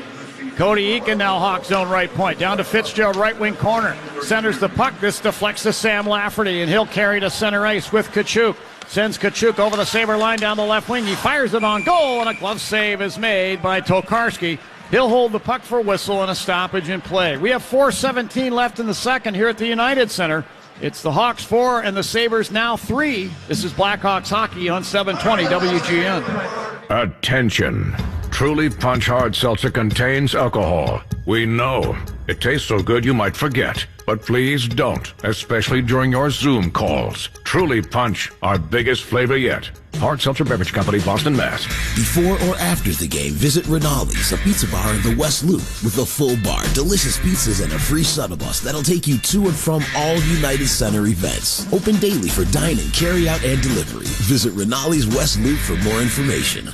Hi, I'm Dr. Bal Nandra from IV Solution and Ketamine Centers of Chicago. My clinic uses ketamine to conquer major depression, anxiety, and PTSD. Ketamine for depression has been described as the greatest advancement in mental health in over 50 years, with an up to 80% success rate and often immediate relief. Here's renowned anthem singer and my patient, John Vincent, who struggled for years with major depression and anxiety, describing how ketamine from IV Solution changed his life. Hi, my name is John Vincent, and like Dr. Ball said, I suffered tremendously from OCD, anxiety, and major depressive disorder. Not only has Dr. Ball changed my life, he saved my life. Ketamine has been a huge game changer, and I recommend it for anyone. It's time you conquer your depression and anxiety. Call for your free consultation in Chicago or Kansas City. 844-9IV-MEDS. That's 844-948-6337. Or visit ketaminechicago.com. KETAMINE Chicago.com. The Blackhawks, Wildcats, and the NFL play here on AM 720. On smart speakers, say play WGN Chicago. Just under 5 minutes to go in the second period. The Buffalo Sabres have climbed all the way back at one point, down 4-0. Now 3 goals in the last 10-odd minutes. We got ourselves a hockey game here, 4-3. Hawks up by 1. Now draw circle to the right of Dustin Tokarski. And it's going to be Tage Thompson of the Sabres, who has grown into his body, by the way. When he was traded by the Blues to the Sabres, he was 6'6" and weighed about 180 pounds. Well, he's now 6'7", and he's up to about 215. I mean, he's a huge dude. And really paying off. I think that trade, Ryan O'Reilly, of course, went to the St. Louis Blues in that trade, and the Blues won the Stanley Cup in 2019. But Tage Thompson, I think, is going to develop into a top first-line center and really a real force in the NHL. Having a career year by far, too, Johnny. 27 goals. He paces along with Jeff Skinner for most on this Buffalo Sabre team. Size, speed, a little bit of skill. He's having a heck of a year. Now Thompson fires from the right circle Hawk zone, over the net, around the glass, and up into the crowd, and so we get a whistle stopping play. And how about Johnny Tage Thompson? Native of Phoenix, Arizona. Starting to see a lot more hockey players coming out of these, quote, non-traditional markets. Think of a guy like Austin Matthews from Arizona as well. Just great to see players that not only make it to the National Hockey League, but become impactful players and role models to players from areas of the country where maybe historically hockey isn't overly popular. Right, non-traditional hockey areas. Los Angeles was one of those areas at one time when Wayne Gretzky, or even before Wayne Gretzky, was traded out to California, but you really saw an upswing after Gretzky arrived on the scene out there. Inside the Sabres zone, Peyton Krebs takes the puck for the Sabres, clears to center ice. Here's DeHaan firing it back down the boards into the Sabre end, and it eludes the Sabre player, Butcher, on the far side. Taves grabs the puck and fires from the left wing boards, knocked away by Tokarski with the stick. In the near corner, Fitzgerald knocked down by the Hawks' Taylor Radish.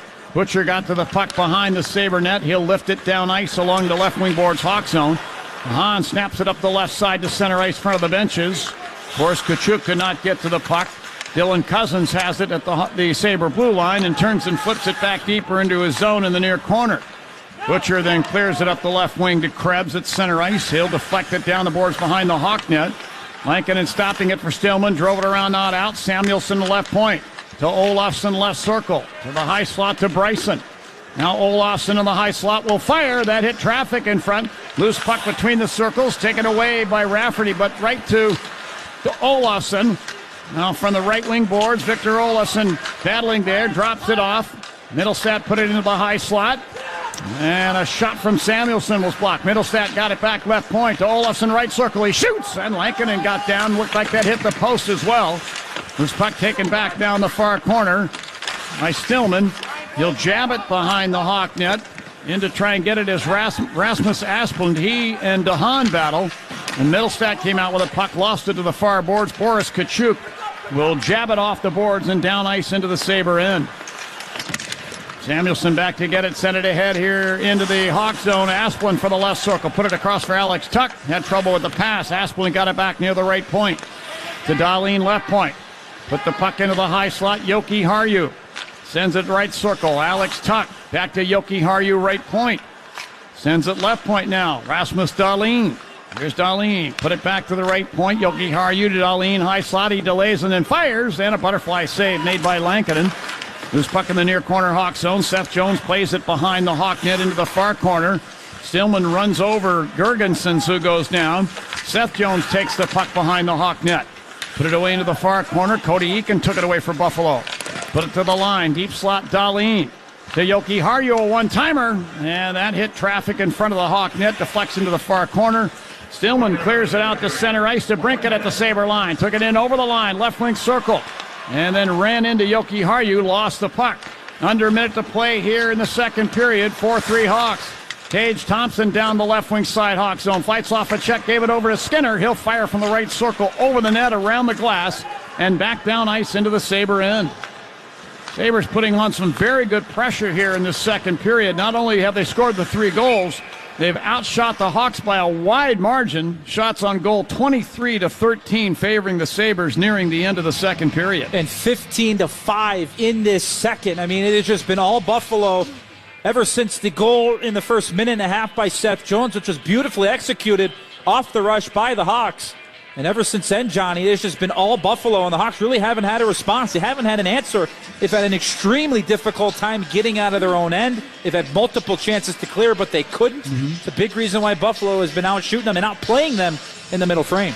Jeff Skinner has gone to the Sabre bench, and he's sitting there being attended to by the athletic trainer. He's in some pain. Hawks control off the draw. Kurashev at the right point with 23 seconds in the period. Down to Kane along the right boards to Strome back of the net. Strome trying to work it free and does, but Fitzgerald took it away. Casey Fitzgerald of the Sabres. Passing it to center ice. Here's Thompson to Krebs over the Hawk line. Left circle with a toe drag and a shot, and that sails wide. Hinostroza got it back to the right point. Fitzgerald to Hinostroza right wing corner. Put it to the slot for Krebs. It's off his stick. Strome will grab the puck, and there's the horn ending play in period number 2. And I would say to a man, every Blackhawk on that bench right now is happy to hear that horn, the way they've been outworked by the Sabres in the last 10 minutes of that second period. Yeah, no doubt, Johnny. Saved by the bell for sure. And look, to a degree, I think you have to give credit to Buffalo. They didn't lay down and die when they were down 4-0. They very well could have, like you had said, down 3-0 after the first, a dominant first period for the Blackhawks. But the one thing the Hawks really have struggled with this year, Johnny, and you know this, the struggle has been playing a complete game. I think the full 60-minute, we need to play a full 60 minutes at great hockey. That's really a myth because you're going to go through a couple of minutes here and there where you're not playing your best, but you just need to limit that. You need to minimize it as much as you can. But for the Blackhawks, after that Seth Jones goal a minute and a half in, for 18-plus minutes, they were outplayed. So you're going into a third period now all of a sudden where it's a one-goal game. The next goal is a huge one, obviously, but they need to make sure they leave that period behind. I wouldn't be surprised if Derek King comes out with that fourth line to start the third, get some energy going, get some hitting back, because that period was a little bit too pedestrian for the Blackhawks, and the scoreboard shows it. And if you're the Sabres, by contrast, you are emboldened by that second period. I mean, you're in that dressing room saying, boys, this is our game. We get the next goal. This is our game. They played really well against the Rangers, as you were talking about earlier. And here they are in a similar situation. They can tie the score and extract at least a point. It's not going to get them to the playoffs, obviously, but it's going to give them a measure of self-esteem as a team and, give them a little more team pride, and who knows where it'll go from there. And they aren't strangers to being down. That New York Ranger game last night that you're referring to, that they played at Madison Square Garden, so They should be really, really tired. They were down 2-0 early in the first. They scored 3 unanswered, and then it was kind of a dogfight from there on out. So you can't count them out. The Hawks have to come and make sure that they establish themselves physically, offensively, and spending a lot less time in their own zone in the third period. All right, after 2 periods, it's the Hawks 4 and the Sabres 3. We don't have a guest here for you in this intermission, but Joe Brand has got a full intermission report, and that'll be followed by third period action. And the big question now is, will the Hawks hang on to this lead and pick up a home ice win? All of that's going to be determined in just a little while. Right now, we'll send it away to a break, and Joe will have the intermission when we come out. You're listening to Blackhawks Hockey on 720 WGN. In 1925, Modelo began brewing beer for those who believe in better. A model beer, steeped in the tradition of tireless effort. A rich Pilsner-style lager for those who wear their heart and heritage in their rolled-up sleeve. Since our first batch to every bottle raised today, we've proved that it doesn't matter where you come from. It matters what you're made of. Modelo Especial, brewed for those with a fighting spirit. Drink responsibly. Beer imported by Crown Imports, Chicago, Illinois. There are about 1 million places to get away this spring, like rafting the Colorado River. But if you want to get away with a great deal on a new car or SUV, there's only one place to go, the Hyundai Getaway sales event. With new cars arriving daily, it's time to get in and get away. Get 0% APR for up to 48 months, plus 0 payments for 90 days on select Hyundai vehicles. See your local Chicago and Northwest Indiana Hyundai dealer or visit buyhyundai.com today. Offers end March 31st. Call 224-661-0068 for details. Tonight won't be just any night. The award-winning New Philharmonic, conducted by Maestro Kirk Muskrat, presents West Side Story in concert April 9th and 10th only. You've enjoyed it on stage and screen, but you haven't truly experienced the music of Bernstein and Sondheim's West Side Story until you've heard it performed by the 75-piece New Philharmonic Orchestra and 12 incredible singers at the intimate Mackinac Arts Center. Tickets are going fast. Visit atthemac.org for tickets today. If your throat is not working, then your nose better be. And if your nose isn't working, if your throat is tight, it's a problem. So the breathing triangle is our entire reason for being. We exist to really fix issues that happen in this area.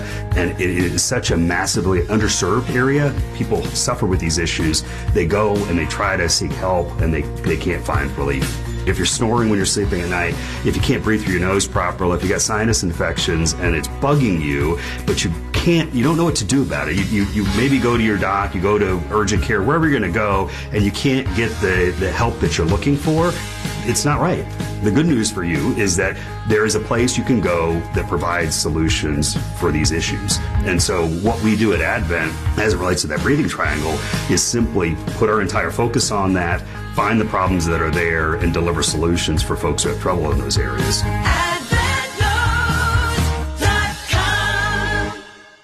Home mortgage rates are low. Get a free and fast home finance review with Marquette Bank. NMLS number 462926. Equal housing lender. Member FDIC. It's time for an intermission update. Here's Joe Brand. Well, we're talking about a much different hockey game right now. The Blackhawks leading the Buffalo Sabres still, but it's gone from a 3-0 lead to a 4-3 advantage. Buffalo definitely handling that second period quite well, outshooting the Hawks 15-5 in that middle stanza.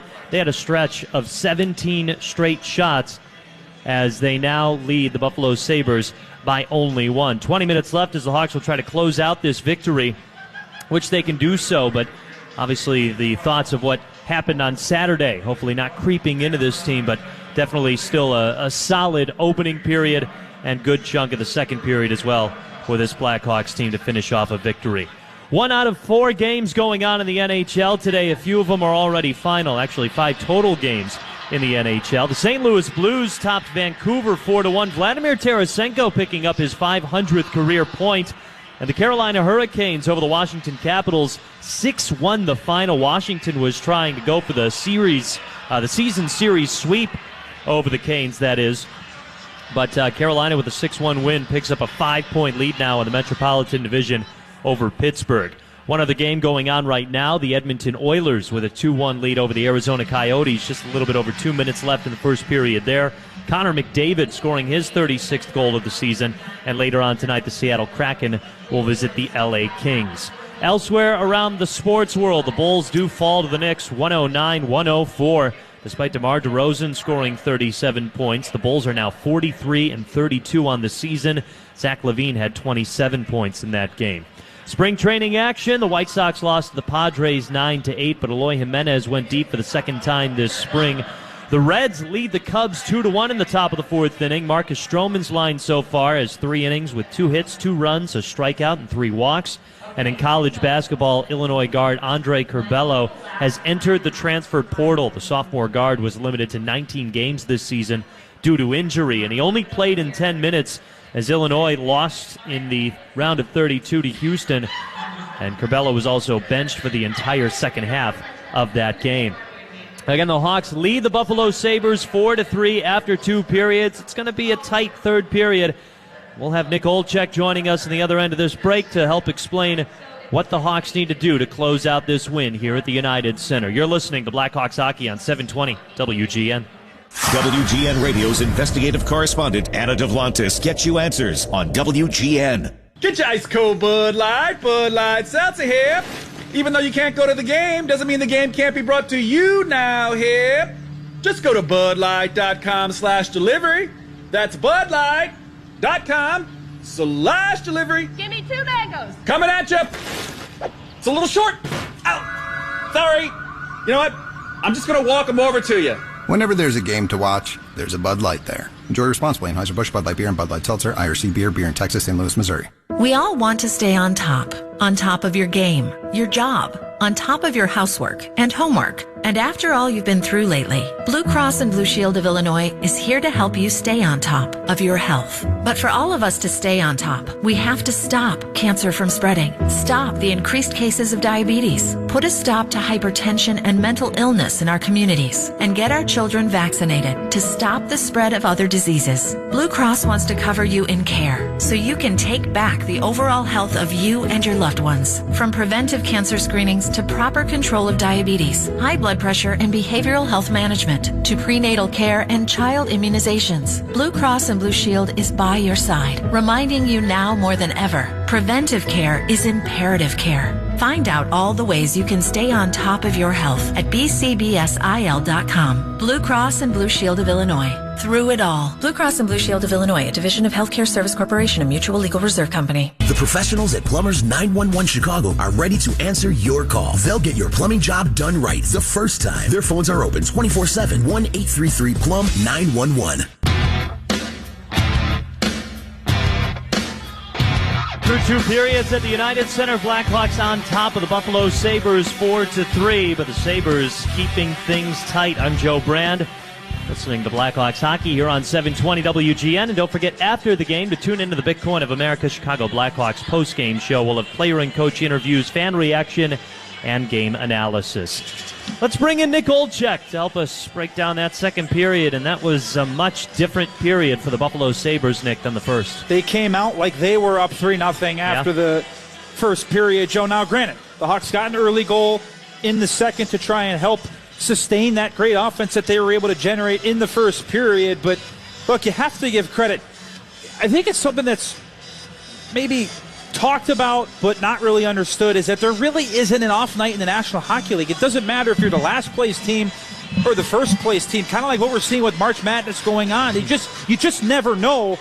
And like Johnny Weideman and I have been talking about all night, this Buffalo team has had a really strong stretch where they've gotten points in 7 of 8. They're 5-1-2 in their last 8 games, and they took the Washington Capitals and the New York Rangers, 2 very good teams, 2 bona fide playoff teams, 2 overtime the last 2 games that they played. But really, I think if you look at the logistics of this game for the Blackhawks, Joe, logistically, you would think that the Buffalo Sabres are going to be a little tired coming out in this third period. They played last night. It's not like they played in Minnesota or Columbus.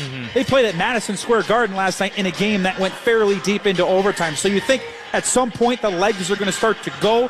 Maybe then the Hawks can find a way to take advantage. But for right now, they need to get back to not even just thinking about playing more offense. Before you can even think about the offense, you need to get out of your own zone. Right. Way too many turnovers along the board, some self-inflicted wounds. But again, on the other side of that, give credit. Buffalo was winning races. They were anticipating. Think about the first goal for Olofsson. Jeff Skinner made a great read down low, was able to anticipate what Gus was going to do with the puck. He intercepted it and then curled out and made a great pass. So look, defensively, worry about your own end first, and then worry about the offense. But no question, the Hawks need to be much better in front of Kevin Lankinen. Do the Hawks need to be more physical at all, would you say?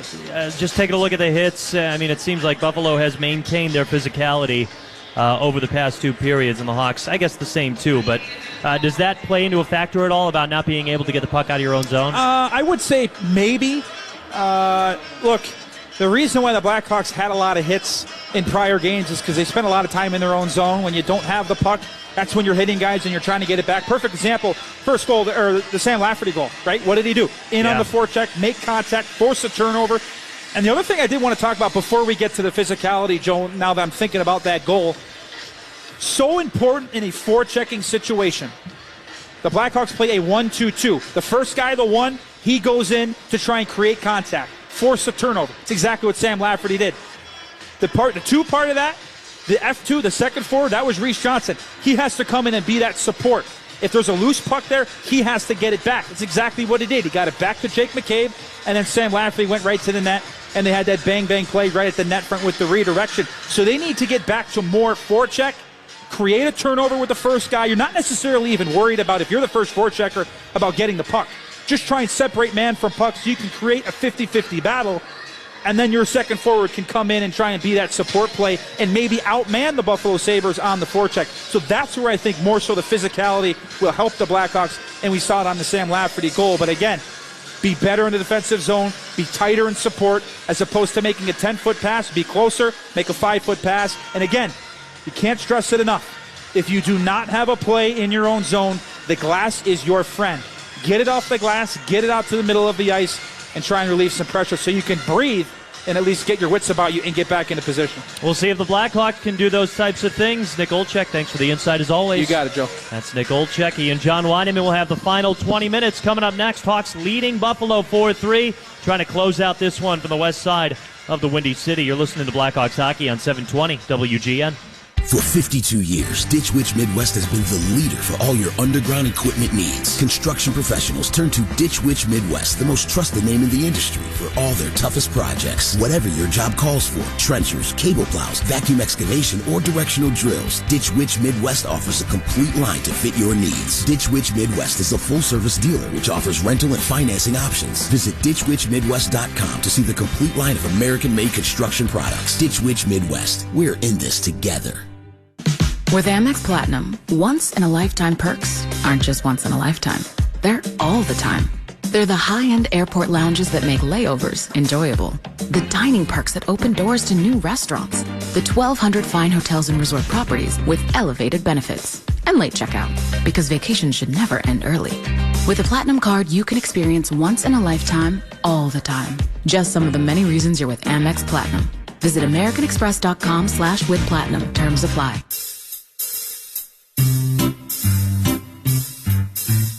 1-877 Cards for Kids. KARS Cards for Kids.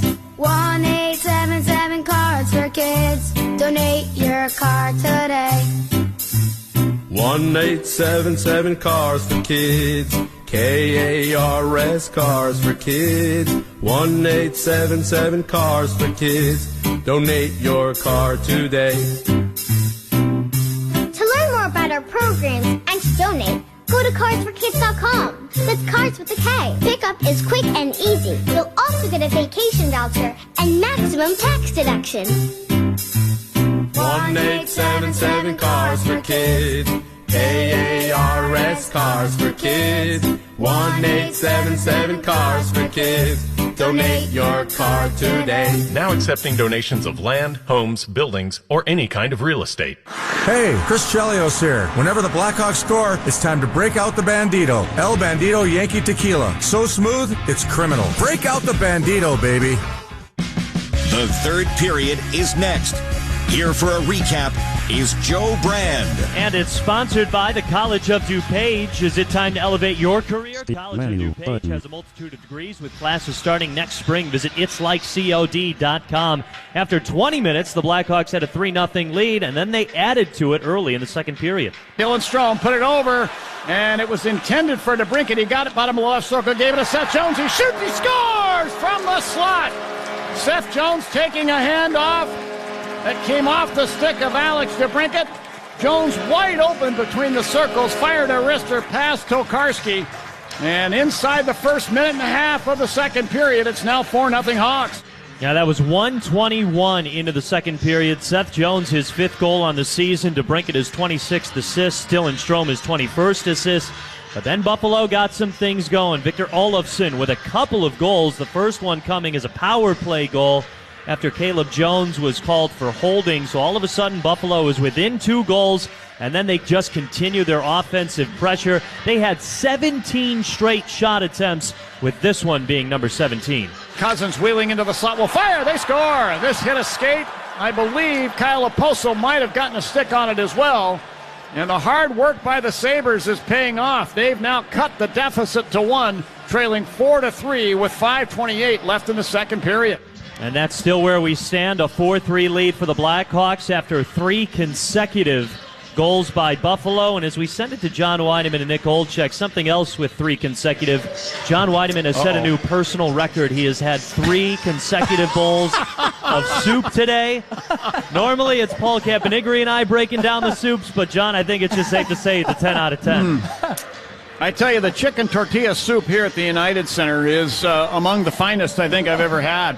And I don't know if they've got any left over up there. We maybe can get Jack Heinrich on that to go and get a couple of more bowls for the road. What do you think, Nick? I mean, you want a bowl of John, that? I really don't mean to make you feel bad, but I went to grab some, and it was all gone. It was all gone. Yeah, okay. It was all gone. But I will take your word for it that it was delicious. Hopefully the next game we do here together, we could share. We could share some, but no doubt. It definitely smelled good. I was sitting here trying to get a whiff of that tortilla soup, but certainly if you say it was good, it must be. Yeah.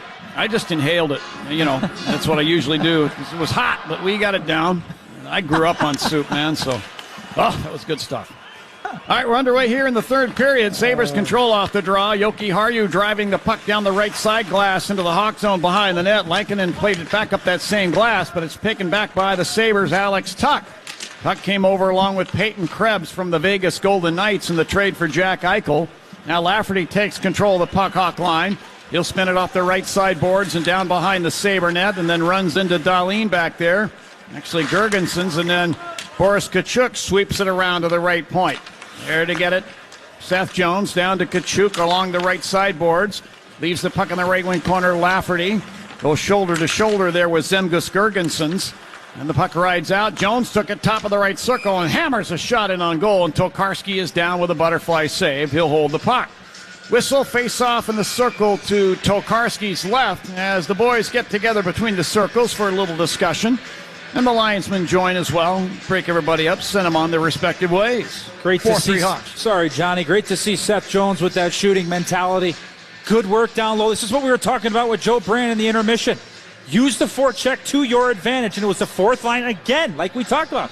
They start the period, they set the tone, they create the energy on the forecheck, leads to a chance for Jones, and more importantly, an offensive zone draw for the Kane line. And it's Middlestat against Strome on the draw. Middlestat wins another to the corner. It's taken there by Jacob Bryson. He'll fire it up the left sideboards, past all of his teammates and down, and we're going to do it all over again back in the Sabre zone after an icing call. This will be in the circle to Tokarski's right this time. Dylan Strome has improved his face-off win percentage, but he's going up against a good one in Middlestat. I don't recall Middlestat losing a draw so far in this game. I don't know what the numbers are, but he's been dominant. And again, the draw. Now Strome and Middlestat get in there a little too quickly. Going to do it again. This time Strome wins the draw to DeBrincat high slot. The Jones right point, a long snapshot, and a sliding butterfly save is made by Tokarski. He'll hold the puck in the Sabre crease. Looked like Patrick Kane may have caught a high stick there from one of the Sabres, saying something to both officials. Another nice job from the point. Seth Jones creating that shooting lane, and it was Kane on his way to the net, and Bryson kind of boxed him out, got the stick up in the facial area. Kaner's helmet went flying back. I'm sure you'd agree with me, Johnny. A missed call there and a pretty blatant high stick. Patrick Kane, I don't think he would go over and draw the attention of the referees for something other than a legitimate call. I mean, he might be, playing the angles, let's just say, verbally in a way. But nonetheless, no call made. We'll see if we get some kind of a make-good here. Middlestad at the Sabre blue line. Flips it back down into the Sabre zone. And Bryson there will drop off the puck to Middlestad, who carries through center ice and dumps the puck down in on the goaltender Lankinen for the Hawks. He put it behind the net. Caleb Jones spinning it around the right side. Taylor Radish. Rink-wide pass for Jones is over his stick here. Now Skinner down behind the Hawk net with a backhanded wraparound try is turned out of there as Seth Jones got his stick down in position next to the left post to knock it away. Puck kept alive at the line. Hinostroza to Skinner in the high slot. He'll fire, and this deflects up into the protective netting.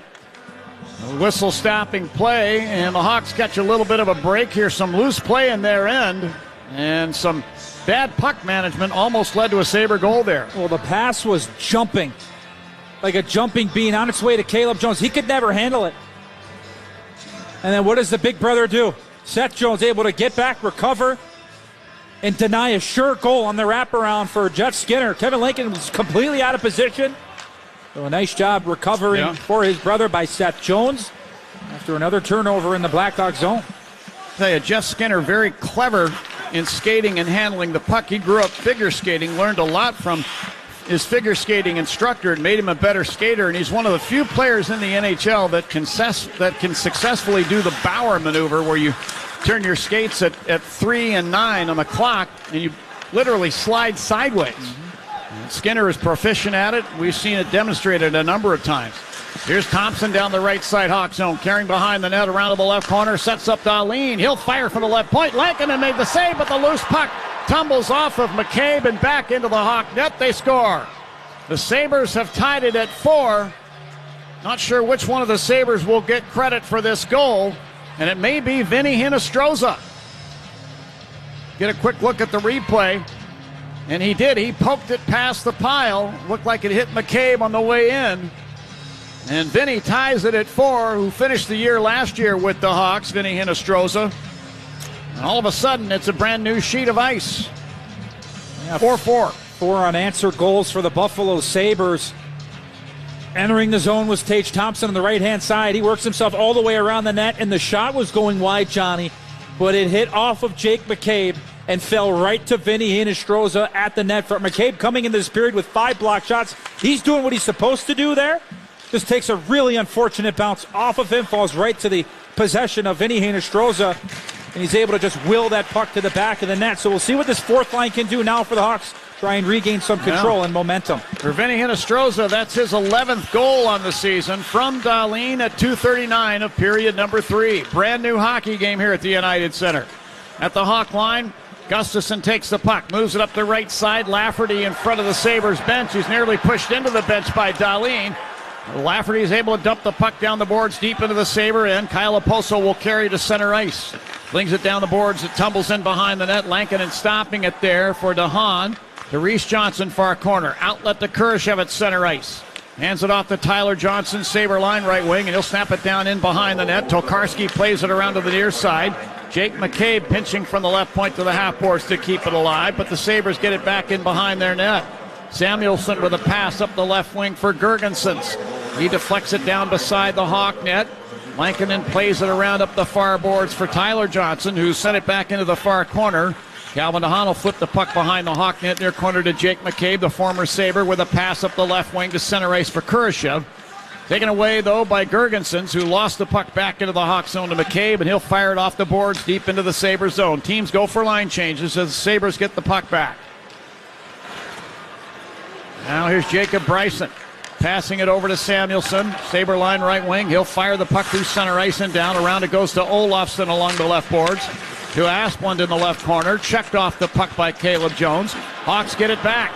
Patrick Kane makes a rink-wide pass. Here's DeBrincat over the Sabre line, left wing to Caleb Jones, left point, to brother Seth, right point. Here's Seth Jones turning off of a check, putting it down to Patrick Kane along the right side boards. To DeBrincat right corner, to Strome back in the net, to Caleb Jones left point. Over to Seth Jones right point, then down to Kane again. He fires from the right circle over the Sabre net. Carries around to the near side, and Olafson clears to center ice. Caleb Jones took it back from the penalty boxes, winds the puck over front of the benches. Patrick Kane is given a ride back into the Hawk zone there by Casey Middlestat, but kept the puck away, got it to Seth Jones, returns it to Kane over the Sabre line, left wing side. Patrick Kane to the left wing boards, fed the high slot. Jake McCabe moves in and fires it wide of the net. Kubalik got it back for the Hawks right wing boards. To Strome right corner, leaving it there for Patrick Kane. Checked by Will Butcher, but put the puck to the inboards. To Kubalik, to Kane right corner. To Kalman to high slot, to Jake McCabe left circle. Put it over to Kane right circle. And Jeff Skinner got in front of that pass and chips the puck out to center ice, forcing the Hawks to regroup. It's a good thing that he did, too, because that was a nice feed all the way across from McCabe looking for Kane. If not for the stick of Skinner, that puck might be in the back of the net. Into the Sabres zone. Here's DeHaan firing one into the left circle for McCabe, picked off by the Sabres. Back into the Hawk zone. Hinostroza to Skinner. He'll fire from the slot, and Lankinen goes down in the butterfly position, makes the save with the pads, and then covers with the glove and holds on. 14-10 left in the third period. We're tied at 4. The Sabres have outshot the Hawks by a pretty wide margin, now 28-15. And a transition opportunity, too, there, Johnny, for the Buffalo Sabres. Have the Hawks generated some offensive zone time of their own. And you talk about Jeff Skinner. He had just 14 points, 7 goals, 7 helpers last year in 53 games. And this year coming into the game with 3 goals shy of 30 and 46 points. It has been a real revelation for him here in Buffalo for the former Rookie of the Year. Former Carolina Hurricane, Jeff Skinner, signing a pretty good contract with the Sabres. It's going to make Buffalo his home now. Back inside the Sabres zone. Dahlin passing out to center ice to Oposo, front of the benches. Wheeling in over the Hawk line on the left wing. Put it to the slot, picked off by Caleb Jones.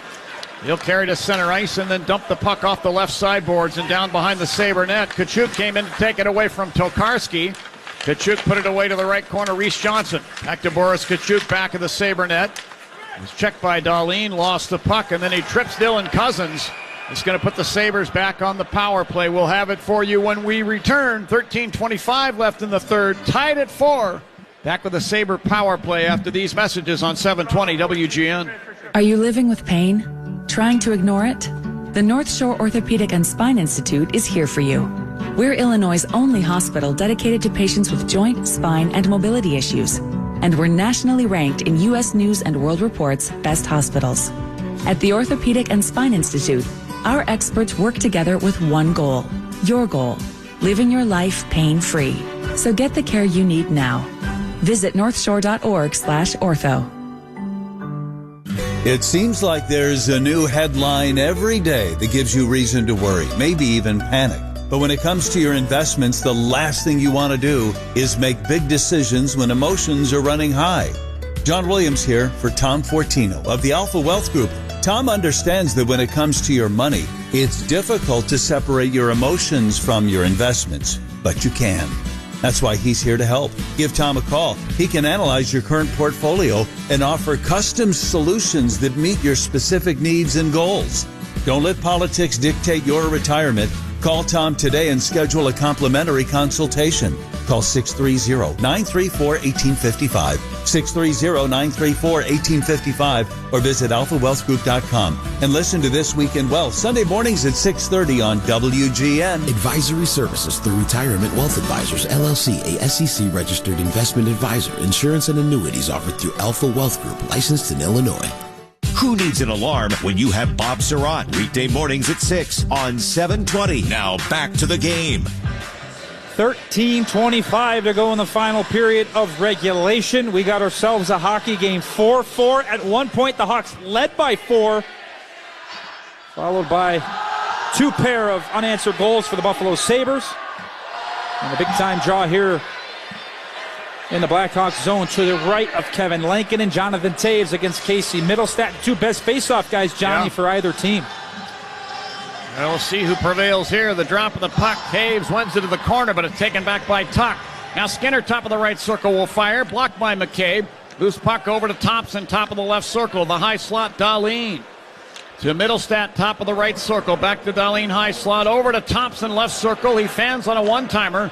Puck rolls harmlessly to the far corner where Seth Jones is waiting, and he'll clear it through center ice and down. Yeah, good opportunity there to clear it. Second time around for Seth Jones on the penalty kill. First one didn't get out after Taves won it. Second one does. Hawks are able to rag off a little bit of time. Dahlin into the Hawk zone, high slot to Middlestat, right circle.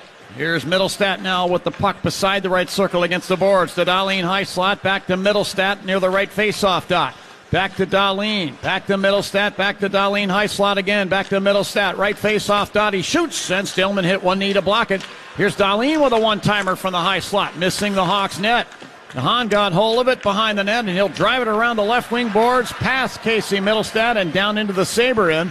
The Hawks hustle and get their new penalty killers on. An extremely stagnant power play for the Buffalo Sabres. They're not moving, Johnny. They're not interchanging. It's easy penalty killing for the Blackhawks. All they got to do is maintain that box shape, take away the lanes, and things have been really easy for them, but some good penalty killing and a couple of good clearances as well. Now into the Hawk zone. Olofsson along the left wing boards. Put it back to Krebs, left point. Bothered there by Jonathan Taves all the way through the high slot. Peyton Krebs handling the puck along the blue line, now deep slot.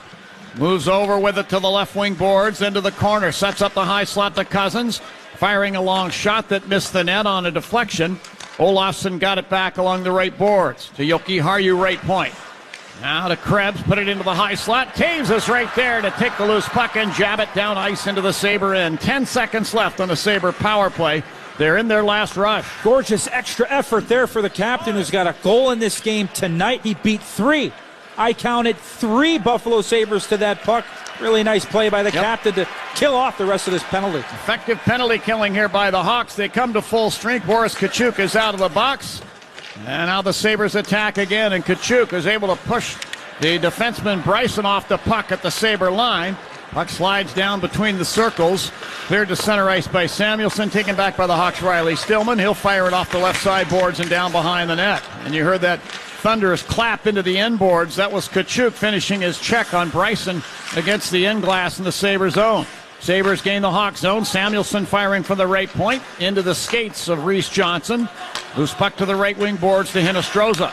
Sends it around out to the left point. Bryson will fire, and that was blocked on the way in. Loose puck to the left wing boards. Lafferty became entangled there with Vinny Hinostroza, who then cross-checks one of the Hawks down to the ice from behind. Hinostroza and Lafferty mix it up at the Hawk line. The linesman trying to break it up. The play continues. A delayed penalty call. This will be to the Sabres. There goes Lankin into the Hawks bench. Kane now at the Sabre line. Put it in over the line. We get a whistle for an offside. And we may get two penalties out of this. You had one linesman trying to break up Sam Lafferty and Vinny Hinostroza right at the Hawk blue line. They're talking it over. We'll see if we get only one minor penalty or 2 and 2. Buffalo penalty 29, 2 minutes cross-checking. Well, that's it. Single minor. Hawks get their second fueling good Sitco power play here on the night and a chance to take the lead. Oh, Johnny, that was just a case there of Riley Stillman outworking Vinny Hinostroza. Not a very good penalty at all, more of the retaliation category. And how about this opportunity for the Blackhawks? Power play chance. Just over halfway to go in the third period. And they control off the draw. Seth Jones from the line. Deep slot, a long wrist shot. Turned wide by Tokarski with the blocker. Alex Tuck with the puck between the circles. Sabre end will push it out to center ice. Hawks get it back. Seth Jones, Hawk line. Bumps it ahead now. Radish over the Sabre line right point. Leaving it there for Kane.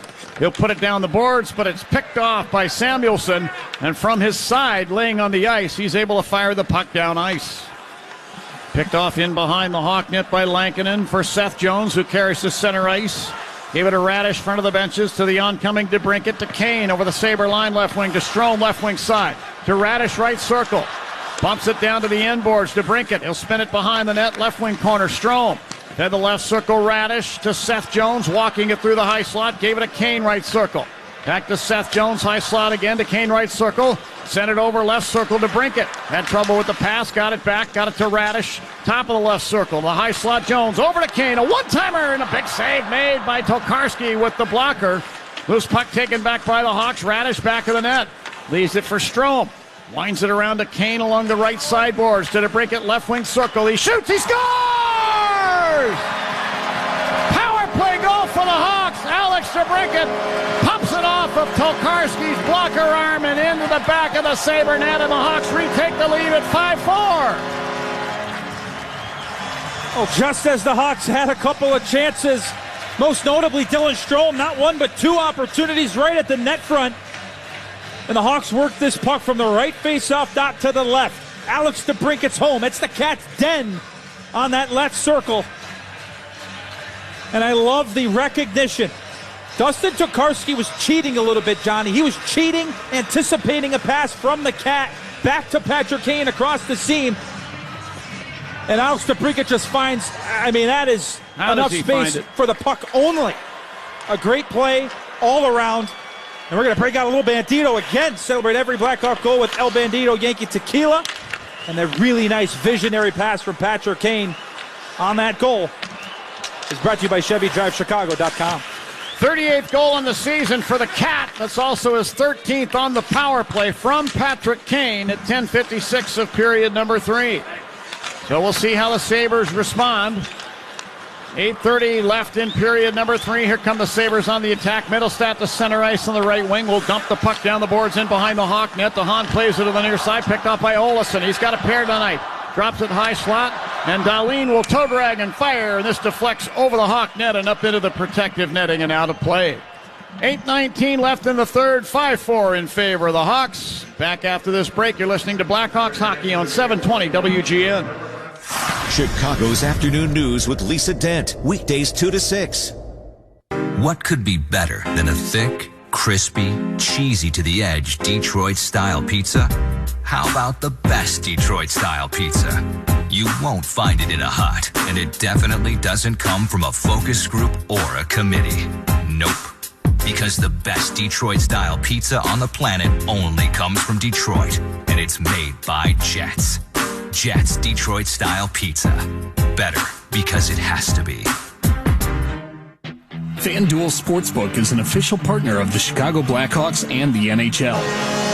Right now, new customers can get started with a risk-free first bet up to $1,000. Download the FanDuel Sportsbook app and sign up using promo code CHICAGO to get started with your risk-free first bet up to $1,000. Must be 21 and older and present in Illinois. First online real money wager only. Refund issued as non-withdrawable site credit that expires in 14 days. Restrictions apply. See terms at sportsbook.fanduel.com. Gambling problem? Call 1-800-GAMBLER. There are about 1 million places to get away this spring, like rafting the Colorado River. But if you want to get away with a great deal on a new car or SUV, there's only one place to go, the Hyundai Getaway sales event. With new cars arriving daily, it's time to get in and get away. Get 0% APR for up to 48 months, plus 0 payments for 90 days on select Hyundai vehicles. See your local Chicago and Northwest Indiana Hyundai dealer or visit buyhyundai.com today. Offers end March 31st. Call 224-661-0068 for details. Hi, I'm Lisa Dent. Join me Wednesdays after the 4:30 news when we explore Arizona. It's the year of AZ Discovery. Find out more at visitarizona.com. Alex DeBrincat with the go-ahead PPG on the power play. That's now 4 straight games, Johnny, with a goal for the Cat. Hoping next game to tie a season-high 5-game streak when he went from March 3rd to March 10th. Where he had 5 goals and 10 points over those 5 games played. But again, great game for him so far, a goal and an assist. And so far, the most important goal of the game. Now the Hawks need to protect the front of their net because you know that Kevin Lankinen's going to get plenty of company from Sabre players from here to the end of regulation. Inside the Sabre zone, Radish from the right corner. Bats it over to Taves, left corner, to the line, McCabe. Sent it over, and DeHaan will fire for the right point. This deflects over the net. Kubalik spun it down to the end boards. Taken back by the Sabres. Here's Dahlin moving up the right side. He chips it off the glass and down ice into the Hawk end. And we're going to get icing here to Buffalo. Jake McCabe racing back ahead of his former teammate Dylan Cousins there. They have a quick chat as they come back up ice. Dylan Cousins, as I mentioned, he was drafted 4 spots behind Kirby Dock. He's from Whitehorse in the Yukon, Nick. That's a place where you really don't need a refrigerator to keep your frozen foods frozen. Well, you might need a jacket or two, though, right, Johnny? Maybe in the summer. I don't know. I don't know how warm it gets up there. As they say, it's God's country up there. You can really see the northern lights and the 24-hour sunlight in the middle of the summer. So it's pretty cool. Face off to the right of Tokarski. It's going to be the aforementioned Cousins against Patrick Kane. And Cousins wins this draw to the near corner. Yoki Haru firing a pass to Oposo at center ice over the logo. Lost the puck as DeBrincat came along and punts it away, but then the Sabres will get it back. Cousins over the center ice circle, lofts the puck into the left wing corner in the Hawk zone. Back to get it, Seth Jones. Sabres make a line change. Jones with a pass up the left wing for DeBrincat. He deflects it down the glass and in behind the Sabre net. Tokarski out to play it around the shelf and out to center ice. This eludes Patrick Kane. He has to race back into the Hawk zone to get it in front of Tage Thompson, and does. Bats it behind the net around up the left side to break it to Kane, cutting through center.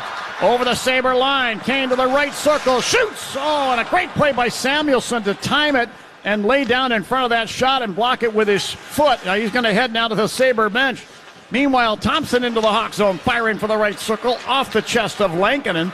And then Strome will chip the puck down ice into the Sabre zone. The whole play made there in the defensive zone on the left wing boards for Alex DeBrincat, Johnny. He took a quick look before the puck came to him. He was calibrating what his options were. He found Patrick Kane swooping low and slow through the middle like a center iceman. And then that's what led to the 2-on-1 the other way. And you said a great block shot there for Samuelsson, denying a shot on goal for Patrick Kane. He's a chip off the old block. His dad, Shell, used to do that all the time. And Shell Samuelsson, by the way, was 6'6" and about 250. Here's an intercepted pass on the high slot by Kurashev. He fires a shot wide. Kurashev got it back along the left board, spins the puck behind the Sabre net into the right wing corner. There to get it, Calvin DeHaan. He lost it up the boards. Jeff Skinner carrying to center ice. Being tied up by DeHaan, nearly draws a penalty. And then doubling back in a back-checking effort was Borgstrom to strip it away and clear it off the boards to center ice. Sabres get the puck back just inside their line. Rasmus Dahlin to Henry Yoki Haru. Drafted first by the Hawks in 2017 right here at the United Center. He's into the Hawk zone to the right wing corner. Spins it behind the net left wing corner. Taken there by Rasmus Asplund. Put it in behind the Hawk net. Seth Jones clears it around at the right side, and the Hawks' Boris Kachuk at the Hawk line will push the puck ahead to the Sabre line, doubling back Alex Tuck for Buffalo. Over to Yoki Haru, then ahead to center ice. There's Dahlin moving it in over the Hawk line on the left wing side.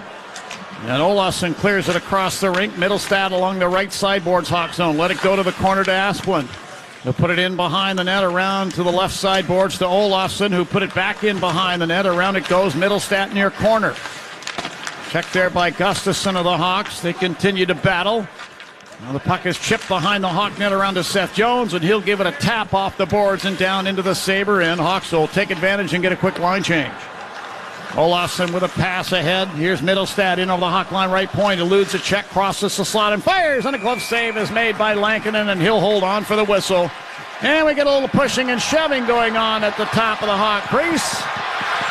Fitzgerald giving a shot to Jonathan Toews, who's returning in kind. And now Caleb Jones with a couple of punches off of Fitzgerald. And the linesmen jump in. 4:50 left in the third. Hawks lead the Sabres 5-4. Can they close the deal? Find out after this break. You're listening to Blackhawks Hockey on 720 WGN. Attention. Truly Punch Hard Seltzer contains alcohol. We know. It tastes so good you might forget. But please don't, especially during your Zoom calls. Truly Punch, our biggest flavor yet. Hard Seltzer Beverage Company, Boston, Mass. Before or after the game, visit Rinaldi's, a pizza bar in the West Loop with a full bar, delicious pizzas, and a free shuttle bus that'll take you to and from all United Center events. Open daily for dining, carry-out, and delivery. Visit Rinaldi's West Loop for more information. Kenny Mayne here with news that Caesar actually prefers calling croutons baby toast. Interesting. Download the Caesar Sportsbook app now and sign up with promo code RadioEat. Bet $50 and new users get a $250 Uber Eats gift card. Must be 21 and physically present in Illinois. New customers with eligible promo code only. Real money wagers only that have minimum odds of -200. $250 gift card redemption code. Steps to redeem gift card will be sent via email within 72 hours. Uber gift card terms and conditions apply. See Caesar.com/promos for full terms. Void where prohibited. If you or someone you know has a gambling problem, crisis counseling and referral services can be accessed by calling 1-800-GAMBLER. There's only one number you need for expert plumbing, 847-489-9592. That's Norman Mechanical Plumbing Services, the premier plumbing service in Chicagoland. They only hire the very best plumbers with a minimum of 10,000 hours of training. So if it's a plumbing emergency or routine maintenance, call Norman Mechanical, and a live local plumber answers the phone, even if it's 11:59 on New Year's Eve. Store this number in your cell, 847-489-9592. Chicago's very own. When and where you want us. Now back to Blackhawks hockey. 4:50 to go. 5-4 Hawks lead. This is a real game where the Blackhawks can learn a lot about themselves, Johnny. They're going through a rebuild. You were up 4-0. You were tied 4-4. Now you have the lead thanks to Alex DeBrincat, one of the purest goal scorers in the entire National Hockey League. This is a type of game, if the Hawks can pull it out, it's a real notch in their cap considering the adversity that they've gone through in this game, but they have to see out the next 4 minutes and 50 seconds. Buffalo is going to have a push. A little while ago, DeBrincat hit for his 38th goal on the season. Get an icing call here to the Hawks as McCabe pumps it around the left wing boards, and Kubalik lifting the stick in a timely fashion on one of the Sabres so that the puck would skitter by, but icing will be the call, and the faceoff will be in the circle to Lankinen's left. And I think with 38 goals, this many games left in the season, Nick, I think we could see Alex DeBrincat hit for 40, possibly 45. No question. No question at all. Plenty of time left.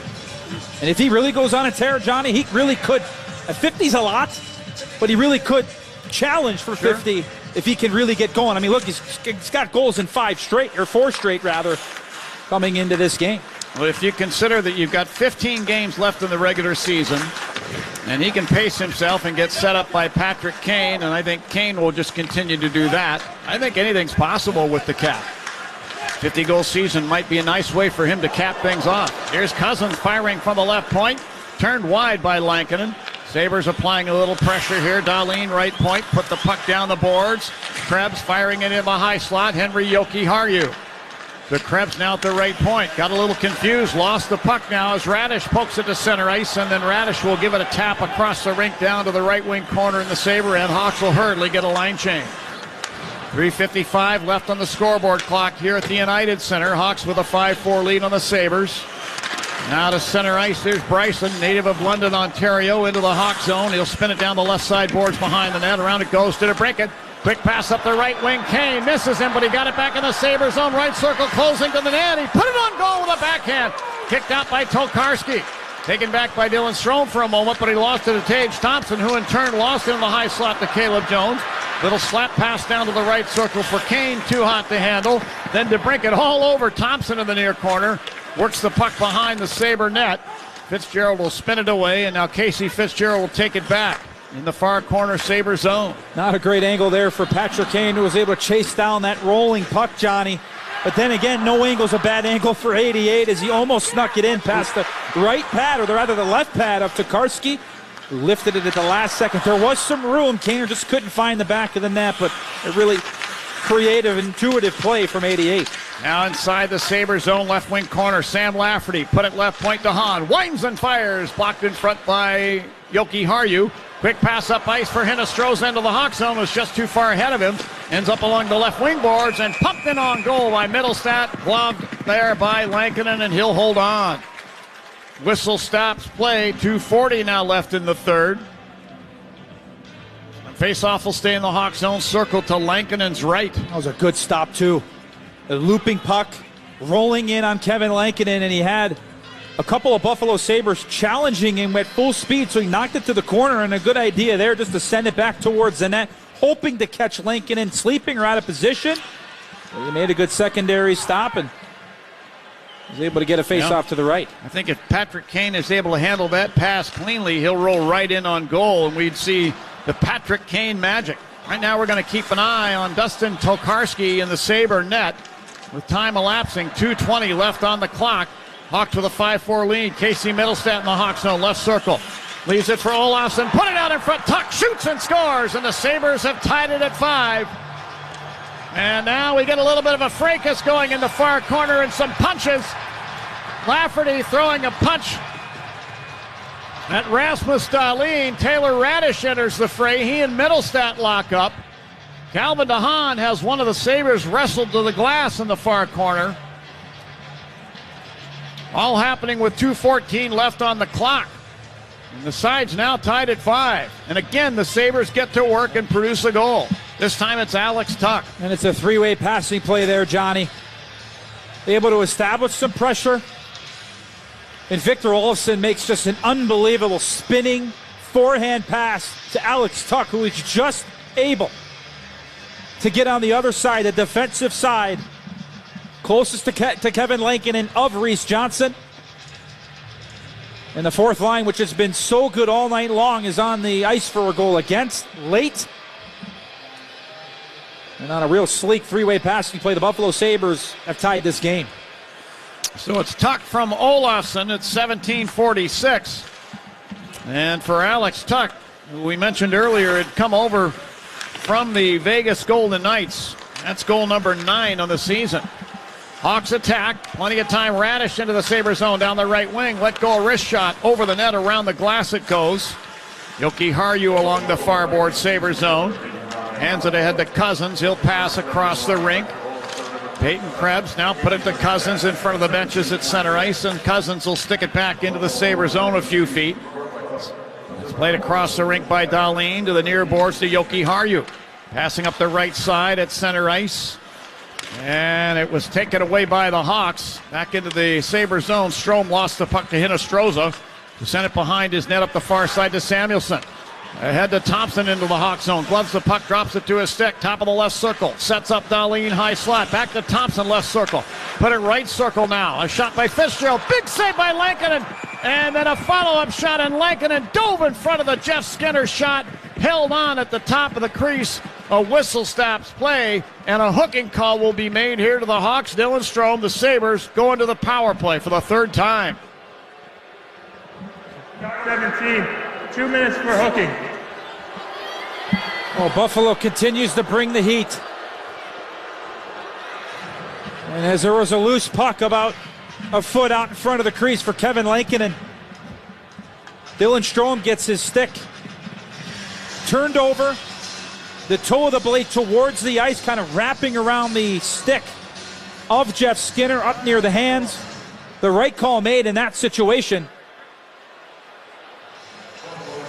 And this is going to be a real big penalty kill for the Blackhawks if they're able to see out the next 69 seconds and try and get this game to overtime. Of course, then it would become a 4-on-3 for the Sabres to start the overtime period. But in that case, Johnny, in that position, considering it was a great goal-scoring opportunity right out front for Jeff Skinner, you could probably place that in the category of a good penalty, trying to deny a scoring chance. But absolutely. In that situation, why did Dylan Strome have to take that penalty? Because he was on the wrong side. He was on the offensive side of Jeff Skinner and not acting as a pillar of defense between his goaltender and the oncoming attacker, but a really big penalty kill coming up. You're 1,000% right, Nick, and we get a look at the replay. If Dylan Strome doesn't do what he did, Skinner probably bats that into the Hawks net, and the Sabres take their first lead of the game. And then the Blackhawks are the ones playing catch-up. So, yeah, one of those necessary penalties, I agree. Which means it's time for a big kill for the Hawks. Taves has got to win the draw from Middlestat, circle to the right of Lankinen, but Middlestat wins it to Skinner in a high slot. He hammers a one-timer, and Lafferty got in there with the stick blade, deflecting that one up into the protective netting. What a play by Sam Lafferty off the draw. You have to be on your toes after a face-off. And if you lose it, you got to get out and challenge the shot. It's exactly what Sam Lafferty did. No hesitation at all. Blocks the shot from Skinner, and the Hawks get a face-off. Now they're able to clear it all the way down and kill off time. Yep. All because of an effort play by Sam Lafferty. McCabe clears it off the left boards and down. Under a minute to play in regulation. Sabres on the attack, led by Rasmus Dahlin through center ice. Crossing the Hawk line with a puck to the left point. He'll set up shop there. Here's Dahlin. Dropping it now, top of the left circle. Tage Thompson back to Dahlin at the line in the deep slot. Over to Middlestat, top of the right circle, back to Dahlin, back to Middlestat, right circle again. Here's Middlestat now. Put it high slot, Dahlin to Thompson, top of the left circle, back to Dahlin with 28 seconds on the clock. To Middlestat, right circle. Backing up to the corner, fed it through the slot, deflects through to the left boards to Thompson with 20. Sabres have not gotten a shot away yet. Thompson put it to the line. Deep slot. Dahlin back to Thompson. Left circle. One-timer. Oh, it deflects off the end boards and then off the back of Kevin Lankinen skate and into the Hawk net. The Sabres score. And with 10.6 seconds left in the third period, Buffalo has their first lead in the game on a power play goal. 6-5 is the score. Tage Thompson broke his stick in half off this volley. The puck hit the end boards, ricocheted out into the crease, and Lankinen with his left skate kicked it back into the Hawk net. I am confident with saying, Johnny, you will not see worse luck or a flukier goal, especially with 10.5 seconds to go, where the chance to try and respond is really limited for the Blackhawks. But we've seen a couple of broken sticks in this game. Earlier in the first period on the power play was Rasmus Dahlin. And here, just an absolute fluke with a capital F off the broken stick shot from Tage Thompson. And he broke his stick, and then seconds after the puck found its way to the back of the net, Kevin Lankinen shatters his stick in about 3 pieces off the left goalpost. Pure frustration. And to a degree, and for part of this game, that is kind of a nutshell of what this game has been like for the Blackhawks. A couple of bad bounces. And now all of a sudden they trail with John 11 seconds to go. 1950 of the third. Thompson with his 28th on the season, 7th on the power play from Dahlin. The Sabres 2 for 3 on the night on the power play. They put another 1.3 seconds on the scoreboard clock. And Kevin Lankinen will head to the Hawks bench. The Hawks will go with 6 players on the ice and the empty net. Well, sorry, Johnny. This is where you have to win the draw and then look to fly. Patrick Kane lined up well away from the dot. Try and get it to him and get into the zone. Draw one by the Hawks. Gustafsson now with 8, turns and fires it down ice in on Tokarski, who had a little trouble with that. He swings it away to the near boards. Oposo clears to the line. A shot there from Strome deflects wide of the Sabre net. And the Buffalo Sabres miraculously come back and beat the Blackhawks 6-5 here at the United Center. For the Buffalo Sabres, this is their first win in the United Center since 2007. And a hard-working effort by the Sabres. We talked about it coming in at the top of the broadcast, Nick. They were 5-1-2 in their last 8 games. Make it 6-1-2 over their last 9. And their head coach, Don Granato, as we said earlier, he's got this team headed in the right direction. They're a young team. Better days are ahead for them. But the game between 2 teams that had cleared the trade deadline and suddenly got younger, battling here tonight at the United Center, the Sabres prevail 6-5. Johnny, this is a really big pill to swallow. After a Vegas game, that was another really big pill to swallow, considering how that game turned out, where the Blackhawks were up 3-0 going into the third period and lost that game in overtime. Here, up 4-0 early in the second period. Buffalo scores 4 straight. And then just when you think the Hawks are going to be able to see this game out after the power play goal for Alex DeBrincat, the momentum was back. The noise was back in the United Center. The Sabres get a goal late with just an unbelievably fluky play. It's hard to describe, Johnny. The last time I've seen something like that on a broken shot that pinballs off the backboards and then goes off the goalie's skate and into the back of the net, as Kevin Lankinen was just trying to get his angles. He was trying to get his wits about him. Yeah. And he's trying to get that left foot to the post, and it goes off his foot and into the back. And then I don't even know if that puck touched the back of the net, considering how slow it was moving. Just a crazy ending to this game. But again, it was a great 22 minutes, a great 21 and a half minutes to start this game for the Blackhawks. And from then on out, the Buffalo Sabres really took it to them, and the result that the Blackhawks really wouldn't have wanted in a 6-5 loss. Well, the Sabres also outshot the Hawks in the hockey game 37-21. Third period shots also favored the Sabres 14-8. And it was the late power play for the Sabres, Nick, that we talked about. Dylan Strome pretty much had to take that penalty. The Hawks penalty kill just couldn't get it done. Sabres 2 for 3 in the power play here today. And again, I will say, like I said earlier, a good penalty in terms of denying a scoring opportunity. The penalty didn't have to be taken if the Hawks were in better position, if they had more bodies between their net and the puck. And like I said, this is part of the learning process. Yeah. It's been public knowledge. They're going through a rebuild. It's not like they've been buyers and trying to win. Of course they're trying to win games, but these are the types of things that you're going to have to learn from. And hopefully some of these young guys can take something from this game, as the Blackhawks got off to a great start. Yeah. And just the Buffalo Sabres took it to them the rest of the way. Well, 11 goals scored in this game, and the Blackhawks' aggregate record now falls to 24-32-10, while the Sabres include and improve to 24-33-10. These two teams, as we said, will get together once again for the last time in the last game of the regular season, April 29th in Buffalo. Final tonight, the Sabres 6 and the Hawks 5. Nick and I will have more for you right after this break. You're listening to Blackhawks Hockey on 720 WGN. The Blackhawks, Wildcats, and the NFL play here on AM 720. On smart speakers, say play WGN Chicago. WGN. Have you thought about investing in cryptocurrency, but you don't know where to start? Bitcoin of America is a secure platform that makes it easy to buy and sell cryptocurrency, like Bitcoin and Litecoin. It takes less than 1 minute to register your account to buy Bitcoin online or at any of their Bitcoin ATM locations. Bitcoin of America is safe. They're registered with the U.S. Department of Treasury. Log on to bitcoinofamerica.org. Use promo code WGN720 when registering for 2 free trades. That's bitcoinofamerica.org. Hi, I'm Representative Marie Newman. I represent Chicago's Southwest Side and suburbs in Congress, and my office is here for you. In Chicago, my staff are here to help you with everything from accessing benefits through Social Security and Medicare, obtaining visas, and addressing postal delays. We also help resolve issues with the IRS and Department of Veterans Affairs. Last year, we helped constituents recover and save $400,000 through completed casework assistance. In D.C., we're working just as hard as we fight to lower prescription drug costs, fix our supply chain, end inflation, and cut taxes for families and small businesses.